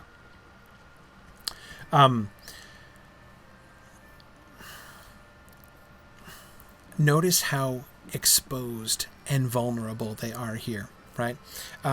They come down the lane to the causeway, and remember this, so you can see it's a high-banked causeway. There's a slope up onto the main road, right, which then goes in the causeway across the Marish over to the ferry. He doesn't light the lights, right? Because you could see him for miles and miles across the flat Marish, right, up on the causeway with his lanterns, right? So he has to go in the darkness. And that this really vivid description that we get of them in this slow-moving wagon, right? Because it's dark and it's night and they have no lights, and so they're not like, there are 2 effects of going slowly, right? That by going slowly they can keep the noise down, because of course you're also going to be able to hear, as they can see, we'll hear anything on the road long before we meet it tonight, and oh, by the way, they'll be able to hear us too, right? So a wagon like that, 2 ponies pulling a wagon, the wagon rattling along and rumbling along in its wooden wheels and the clop of the ponies' hooves, that's going to be, the faster they go, the louder that's going to be, right? Whereas if they go slowly, they'll be less likely to make noise, not to mention less likely to fall off the causeway in the dark and fog, right? So that's also that would be bad. So he's going to go very slowly to make sure they don't fall off, and to make sure they can't be heard. But of course it means that they're creeping snail-like towards the ferry, covering this 5 mile, and who knows how long it takes. Oakwig says that he's hoping that there's an emergency bottle of brandy under the seats, and maybe, I don't know if they have any plum brandy. Farmer Maggot's a pretty good host. Is he as good a host as Dracula? I guess so, maybe. Anyway, it's the sense of how vulnerable they are. These Black Riders, they have no protection, right? They're completely exposed in the dark, and the darkness itself, which is threatening to them, is no protection, right? We've been told. Frodo knows it's no protection. Yeah. Let's keep going. And they're trapped, right, in this little wagon, which is a disguise, but again, it's also, and then notice how Tolkien shifts the register here. Notice how close we get to this scene. They reached the entrance to the ferry lane at last. It was marked by 2 tall white posts that suddenly loomed up on their right. Farmer Maggot drew in his ponies, and the wagon creaked to a halt. They were just beginning to scramble out when suddenly they heard what they had all been dreading, hoofs on the road ahead. The sound was coming towards them. Maggot jumped down and stood holding the ponies' heads and peering forward into the gloom. Clip-clop, clip-clop, came the approaching rider. The fall of the hoofs sounded loud in the still, foggy air. "You'd better be hidden, Mr. Frodo," said Sam anxiously. "You get down in the wagon and cover up with blankets, and we'll send this rider to the rightabouts." He climbed out and went to the farmer's side. Black riders would have to ride over him to get near the wagon. Clop, clop, clop, clop. The rider was nearly on them. "Hello there," called Farmer Maggot. The advancing hoofs stopped short. They thought they could dimly guess a dark, cloaked shape in the mist, a yard or two ahead. "Now then," said the farmer, throwing the reins to Sam and striding forward. "Don't you come a step nearer. What do you want, and where are you going?" I love the description of the sounds, right? Notice how Tolkien invites us to place ourselves here, right? To feel the suspense of this moment, the fear of the hobbits as they're convinced that they've been discovered, right? The sound of the horse's hoofs. Notice the shift, right? Clip clop to clop clop clop clop as it gets closer and louder upon them. I love that detail. As again, like you can hear it, right? You're right there. This is a fulfillment of the dread that they've been feeling all through this ride, and now the worst has come upon them. Look at Farmer Maggot under pressure, right? How does Farmer Maggot act under these circumstances? First impulse, to hold the ponies' heads, right? He jumps down and runs to the front, right? So he runs towards danger, puts himself between danger and the ponies, not to protect the ponies, but to hold the ponies. He remembers what happened to Grip, right? The ponies might spook, and if the ponies spook and run off in the dark and fog on the causeway, good grief, what could happen, right? They'll certainly fall into this swamp and be killed, not to mention the guests. So, quickly he runs forward to make sure that nothing like that happens, right? But of course, he's also putting himself between the danger and his guests as well, and then setting forth what Irendis calls the battle cry of the Marish. "Hello there!" He confronts him, right? He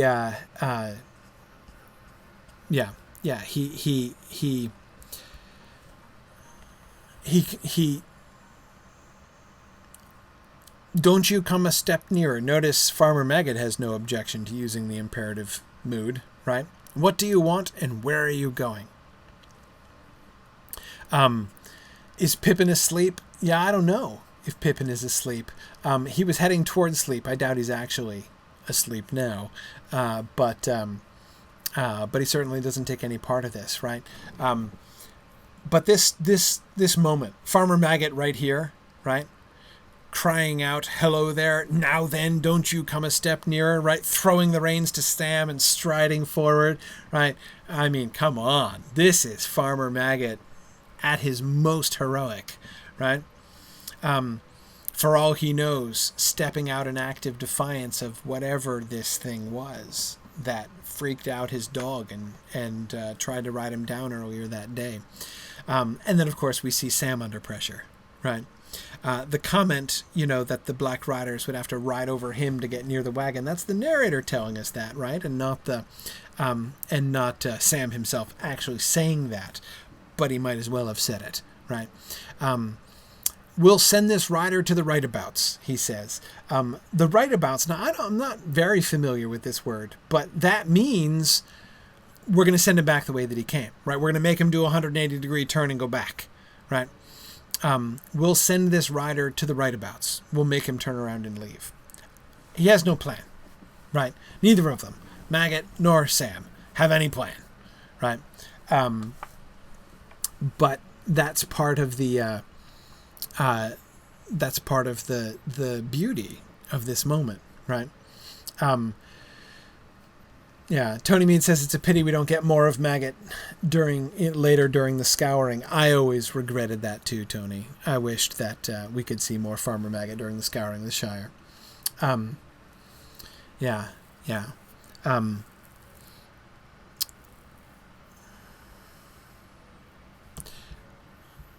One last passage. The resolution. "I want Mr. Baggins. Have you seen him?" said a muffled voice. But the voice was the voice of Mary Brandybuck. A dark lantern was uncovered, and its light fell on the astonished face of the farmer. "Mr. Mary!" he cried. "Yes, of course. Who did you think it was?" said Mary, coming forward. As he came out of the mist and their fears subsided, he seemed suddenly to diminish to ordinary hobbit size. He was riding a pony, and a scarf was swathed round his neck and over his chin to keep out the fog.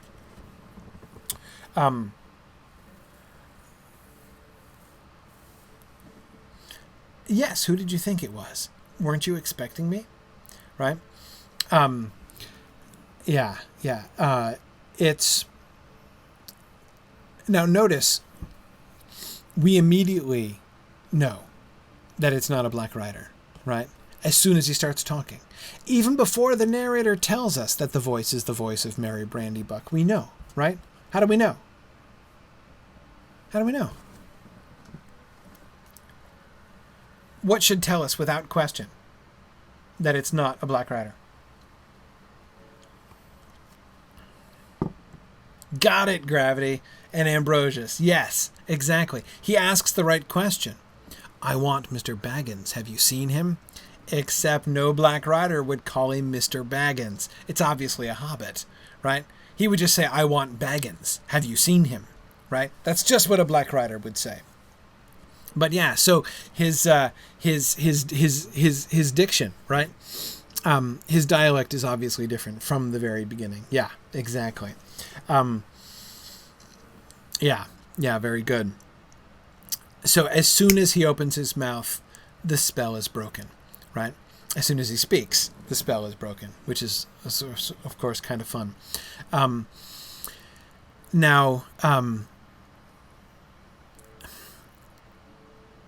Notice the fear of the hobbits. We were talking earlier about, are hobbits just immune to the fear that the Black Riders are supposed to bring? Obviously not. They were terrified, even here, when they're not confronted by it, right? And their own fears were they were mistaking Mary on his pony, muffled up against the fog, for a Black Rider, right? Because the sound of the hoofs in the fog and their own fear made him seem bigger, right, than he was. So they're clearly susceptible, and yet even in their fear, Farmer Maggot is doing the, his defiant thing. Sam is doing the "they'll have to ride over me" thing, right?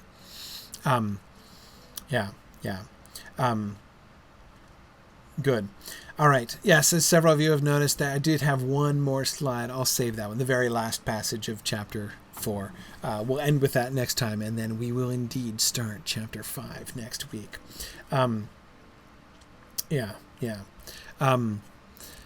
Good. Okay. So thanks, everybody. We're almost so close to being done with chapter 4. That was great, but it's field trip time now. We're gonna head out, and we're gonna look at some more sturdy hobbitry here tonight. Before we do that, I wanted to talk about. So on the calendar, it says no class next week. Is that correct? Oh, actually, I think we can do class next week. We can do class next week. I think we can. All Yeah. right. Yeah. All right. I'm where I'm gonna be. I'm gonna be away next week, but where I am, I've been before, and I'm pretty sure the internet should be fine. So we should be able to do it. Okay. Well, then I'll move it up, and we'll be on Arkenstone next week. Okay. Cool. Okay. Yes. So, all right. Excellent. Good. So for our field trip tonight, do you want to let folks know? Yeah. So we're gonna go to Oatbarton tonight. Woohoo! I want to look at, again, thinking about Farmer Maggot and sort of typical Hobbit life and everything.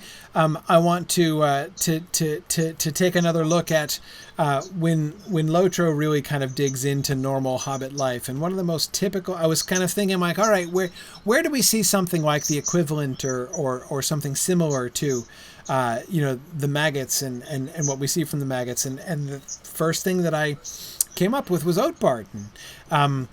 We certainly see spread around different like families and quest lines and stuff where we can see that that kind of thing. But I really like the different quest lines, the whole immersion into a hobbit little sort of farming village that we get in Oatbarton. So that's what we're going to look at. Cool. So we were thinking probably the best way to do this is just get us all to Mickle Delving. Yeah. And then we can either ride. I think Rock and Boring, like you told me, has swift travel. Swift travel from there, we can just ride up. Yeah. So let's go to Mickle Delving and ride across the Shire again. I think is probably the best way. Anybody needs wishing to Mickle Delving, come on over here and I'll follow up with you. Right. And I'll head out to the stable master. All right. If I can navigate the corners here. Here we go. Anybody else want to ride? Okay. Cool. Excellent.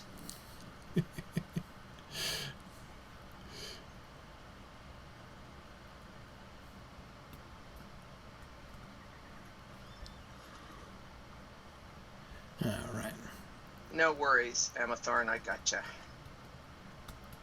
All right. Let's see. I think those other people are sleeping over there.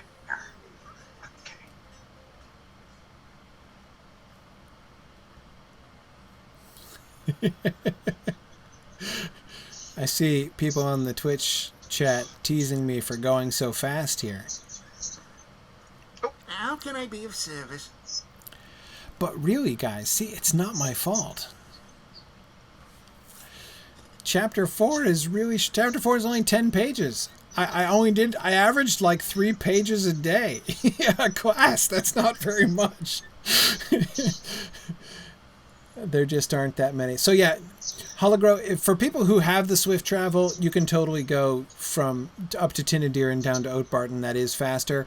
But I figured that there would be some people who wouldn't have the travel to Oatbarton open from Tinadir. So I'll totally meet people there. But I just figured it'd be easier to ride with people who don't have the right stable masters open.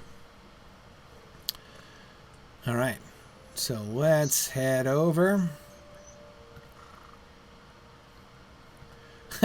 Sam, Gussie Moose is already on the 2 towers now? Holy cow. We started on the same day, as I recall, Gussie Moose and I. And I'm finishing up chapter 4 and she's in the 2 towers, huh? I think she's pretty safe if it's a race then.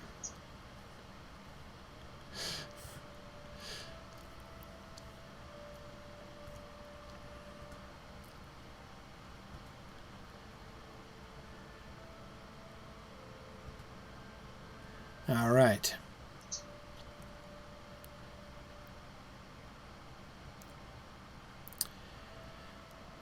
So we're going to head up to Brockenborings again, which is a direction we've gone before.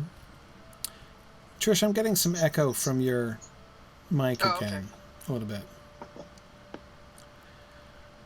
Still not quite sure why that's happening, but it is happening again.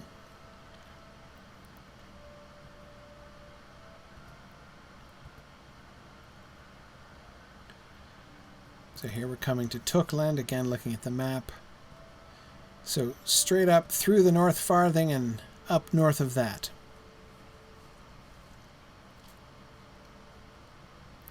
So we're going to near where we went when we went to Dwalling to see Ronald Dwale.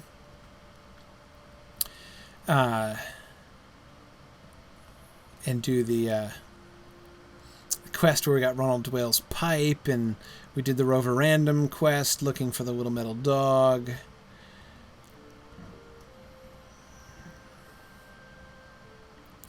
Here we are coming through downtown Hobbiton, where folks are so queer.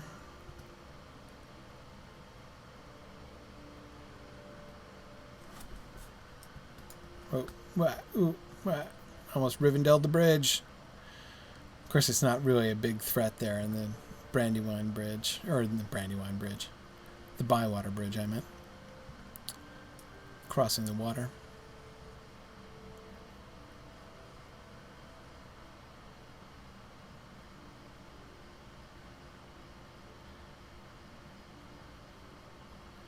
All right.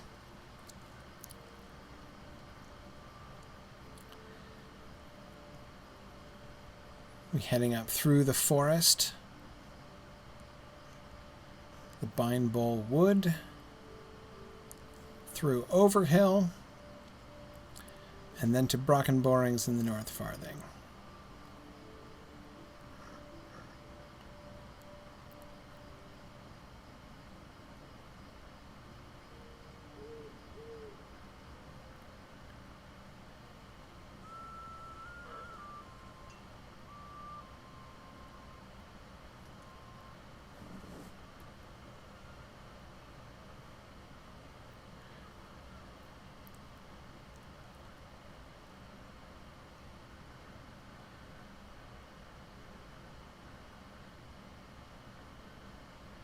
Okay.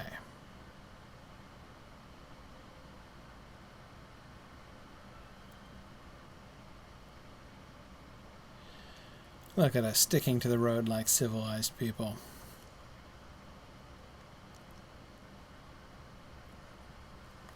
My son would not approve.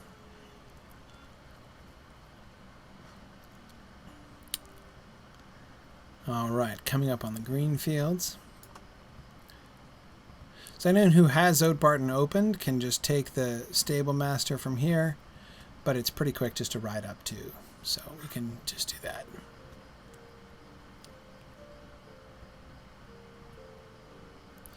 Past the wooden statue of Bull Roarer with Golfimble's head.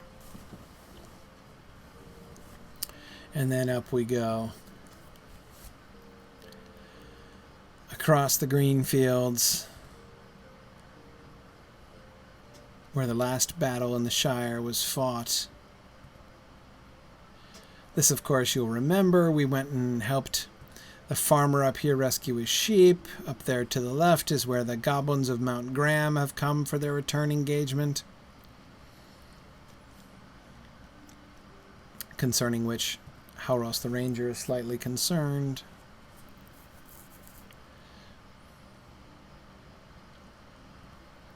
Yes, Hologro, you're right. Yeah, so anyone who's under level 20, the area that we're going into is not super high level, but it is like level, what is it, like level low 30s, I think.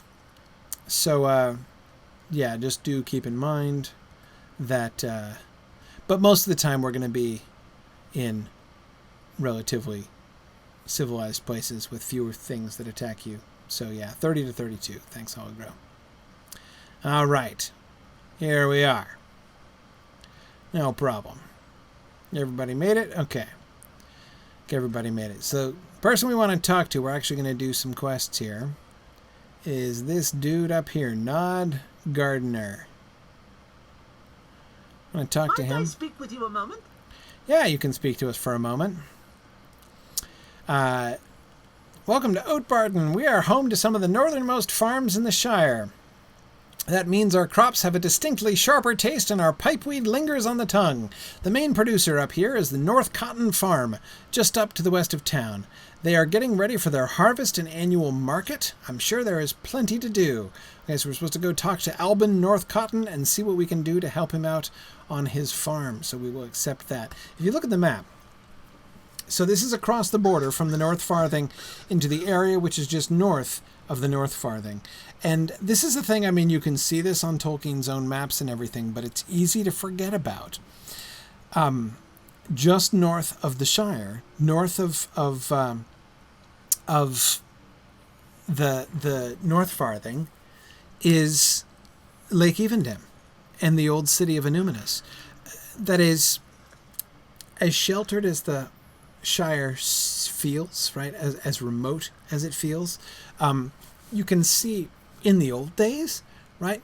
In the old days of the Kingdom of Arnor, the Shire was like a suburb, practically. Not quite, it's a little bit of an exaggeration, but it's very, very close to Annúminas. This was the capital city, right? This is the city that Elendil built, and from which he ruled the North Kingdom. Fornost was, of course, the sort of the military capital, but it's this is and again the Shire just south of this. Of course, now in the modern world, right, in the world at the time of the Lord of the Rings, this whole area up here around Lake Evendim is kind of sketchy, right? We learn very little about it in the books. We don't really know. I mean, we get references to Lake Evendim, but still we don't really know too much about it.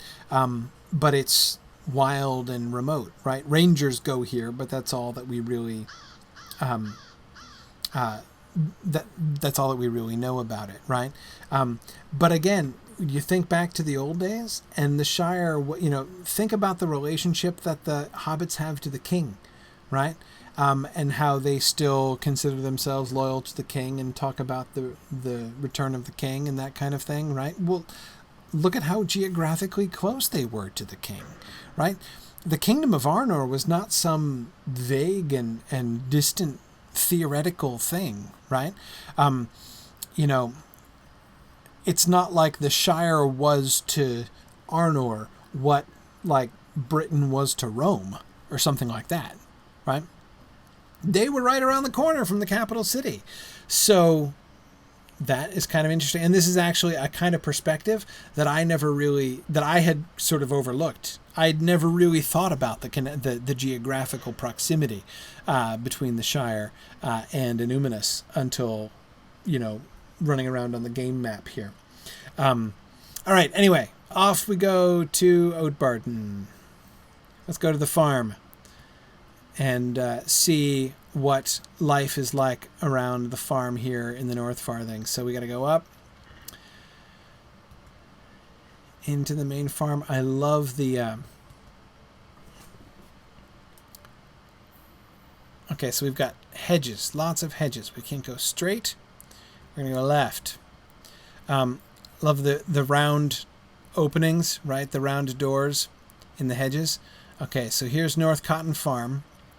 Look at some of the farms and outbuildings. Most of these are buildings, though some of them are holes, or at least hole-like, right? Like this one over here this looks kind of like Bag End, or kind of like some of the larger houses, and like Brandy Hall even, right? It's not on a hill like that. But this is one of those hobbit houses that's a house, but built to look like a hole, right? With turf roofs and stuff and little round windows and doors. I love the fact that we see so often these planters right outside the windows, right? So that even from inside it looks like you're in the ground, right? As opposed to a more traditional house like that. But this is more like the barn, right? So where you've got the bigger doors and stuff for your ponies and cows and stuff to go through. Anyway, all right, let's keep going here. I'm going to lose my way. I'm going to run into lampposts, apparently. All right, we've got some sheep here. Is this a root cellar, do you think? We've got, I guess it's connected to that sort of grain silo there. I think this has got to be a root cellar, don't you think? This tiny little door, which is small, I think, even for hobbit size, and would seem to go down into the ground there. Anyway. So we have these stone arches in the hedges, which got fields, a combination of fences and hedges. Okay, well, we're going to go up to the farm here. Oh, farm's this way, right? Yeah, there it is. Okay. Here's the North Cotton Market Grounds. All right there, Albin. Just a moment. That's right, there's much to do. Let's see Take a moment of your time. some of the kinds of things that there are to do. They're terribly behind. Almost nothing has been done, and you don't know how we possibly can get it all done. The harvest has not been the greatest, so we have been spending all of our time trying to get what we did grow to stay alive. Oh dear. In order to have a proper farmer's market, hey, somebody leveled up there. That's cool. We have to have pies and premier pipeweed. Okay, so we need really good pipeweed and we need pies. We need to clean the place up and get the animals ready for petting. Get the animals ready for petting. We have to bathe the animals for the petting zoo. Okay, all right. We also told Nibs, which is apparently a popular nickname, that he could participate this year, and I hear he's had some trouble as of late. If you could help us get all this ready, we would greatly be in your debt. This may be the last year we can have this market, and I'm going to do whatever I can to make sure it's the best. Okay, so we have all these chores to do. Obviously, we're not going to be able to do most of them here, but let's take a look at some of the things that need doing. So let's kind of wander around and find, because you'll see we've got quest arrows all over quest rings all over the place. Look at this. Archery, right? We've got bows and targets here. That's interesting. Is that, you think, a normal hobbit thing? Like a normal farm activity? Which, of course, it could well be. Very traditional English peasant thing, right? A little light archery. We know it's the kind of thing hobbits are good at, and they do have bows. Do you think it's special, something that they're getting together for the fair? Right? Possibly. We'll have archery contests at the fair. That seems quite plausible. All right, let's go through here. Okay, we'll help out with the animals.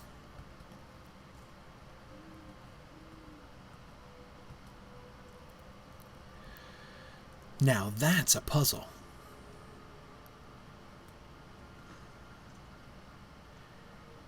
The tower.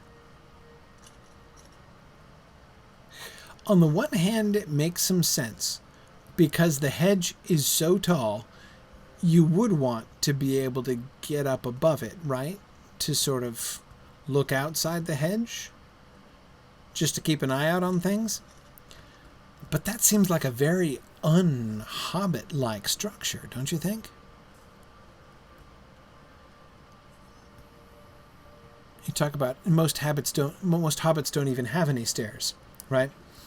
And these people would, they have to go up a ladder clearly on the inside of that. I don't know. I don't know if hobbits would actually build that. Maybe they would. But yeah, these are some really serious hedges here, right? All right, hang on. Let me dismount, because no need for horses here. And let's hope that polar bear doesn't spook the animals. All right. Gerard Deephole. All right. What do you need help with here? Okay. The market is more than just a place to come and buy and sell things from the farm. It's a chance to experience farm life, to see what it's like to work the land. Yeah, that's what we came for, to experience farm life. We want to pretend we're farm hands on the Maggot farm. One of the most important parts of that is letting the little ones feed and pet the animals. Okay, is this where we get to bathe the animals? This is a major event for them. The animals or the little ones? I guess both, right? Many of them have seen these animals before, but have never gotten a chance to get up close. There's a lot of work to do before the animals are ready, though. First up are the sheep. They got out of their pen in a storm last week, and I need your help gathering them back up. They're pretty docile. If you go and talk to them, they should follow you for a short bit, then lead them back to the pen. Okay? All right. Can I just say that doesn't work? Try it sometime. Is this... No, this is the pen, right? So these are the sheep that are already in the pen, I guess. Right, so we need to find the sheep that are outside the pen and bring them in. So I think we saw a sheep around the corner, didn't we? I seem to recall there was a sheep over here. Yeah, that's right. You can tell on account of how that sheep is glowing. All right, he's got the sheep right in there. It is just following him back. Oh, that's adorable. Look at it go. That sheep is booking it back to the pen. And okay, right, there's one up there. That's cute, right? Okay, I want to get one. Is this sheep going to respawn over here?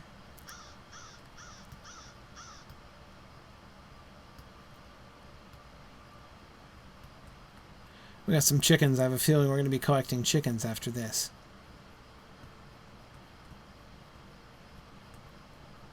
So all you have to do is talk to the sheep, and they'll then come back with you?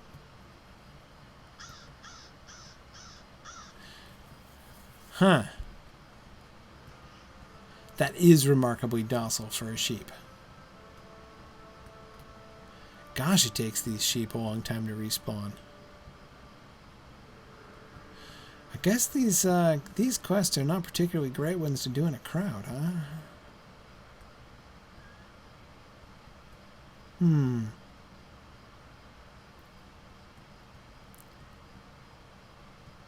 have to look for other sheep.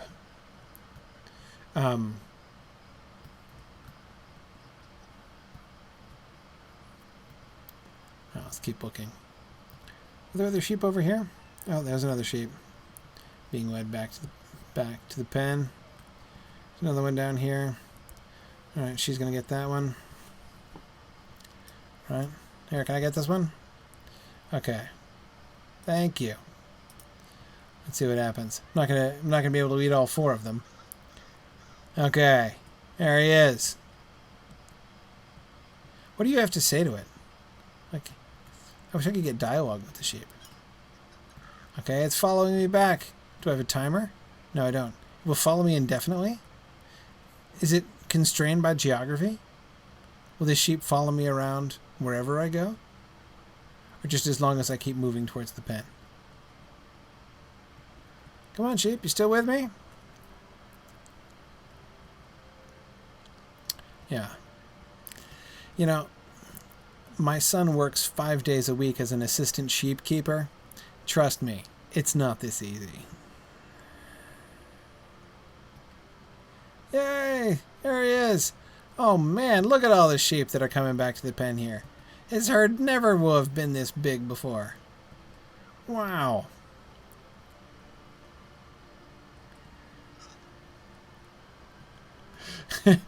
Sam says sometimes he runs around doing other stuff just because it's fun to have the sheep following him.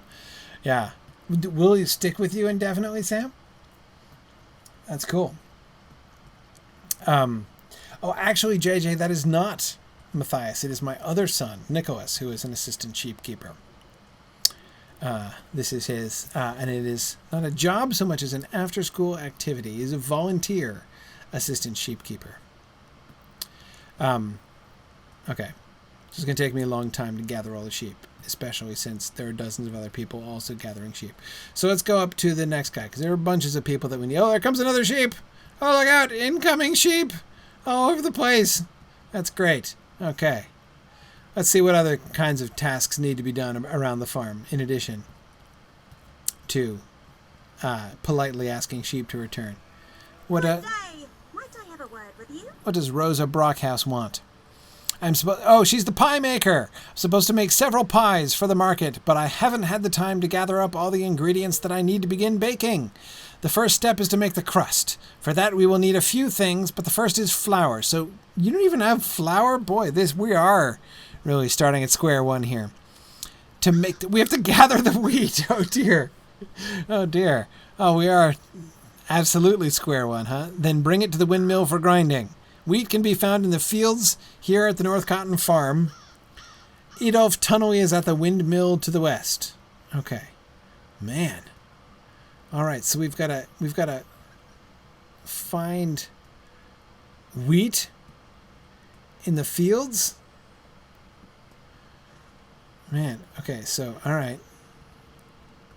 Let's go harvest the grain and grind it into flour. And bring the flour to Rosa so she can make pies.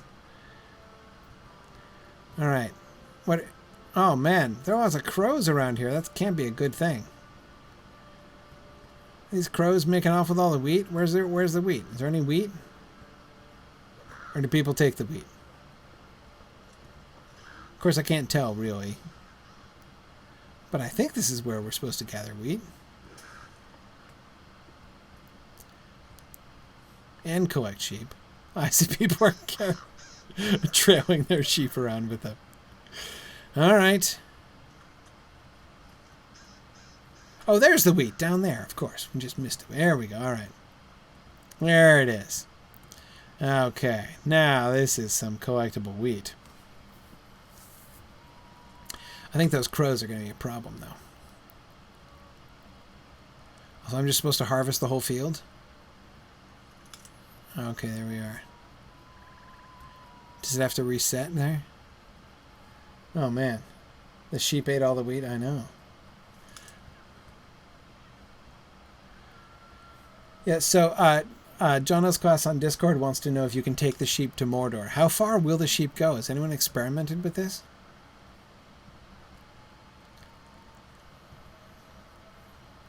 I mean, I assume that there's some kind of statute of limitations on the sheep, right? That's why I was a little bit surprised to not see a timer.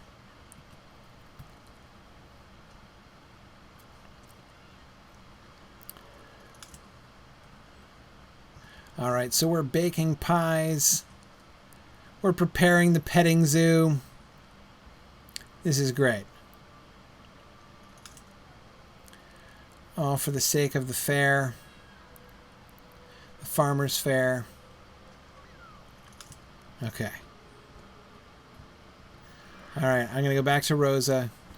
I suspect she's going to send it, because now that I've gathered the wheat from the fields, probably now I've got to go back to the mill, right, and get it ground for flour.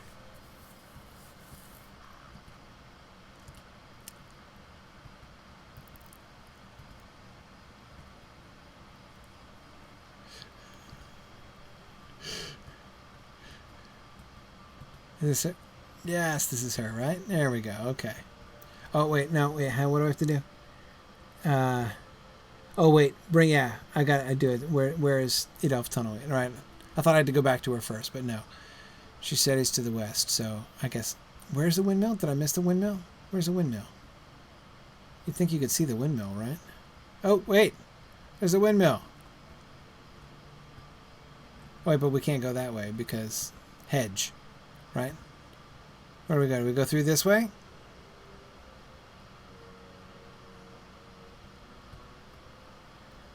No.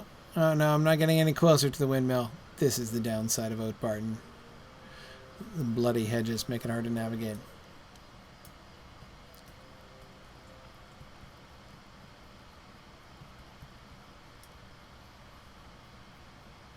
We gotta go all the way around, don't we?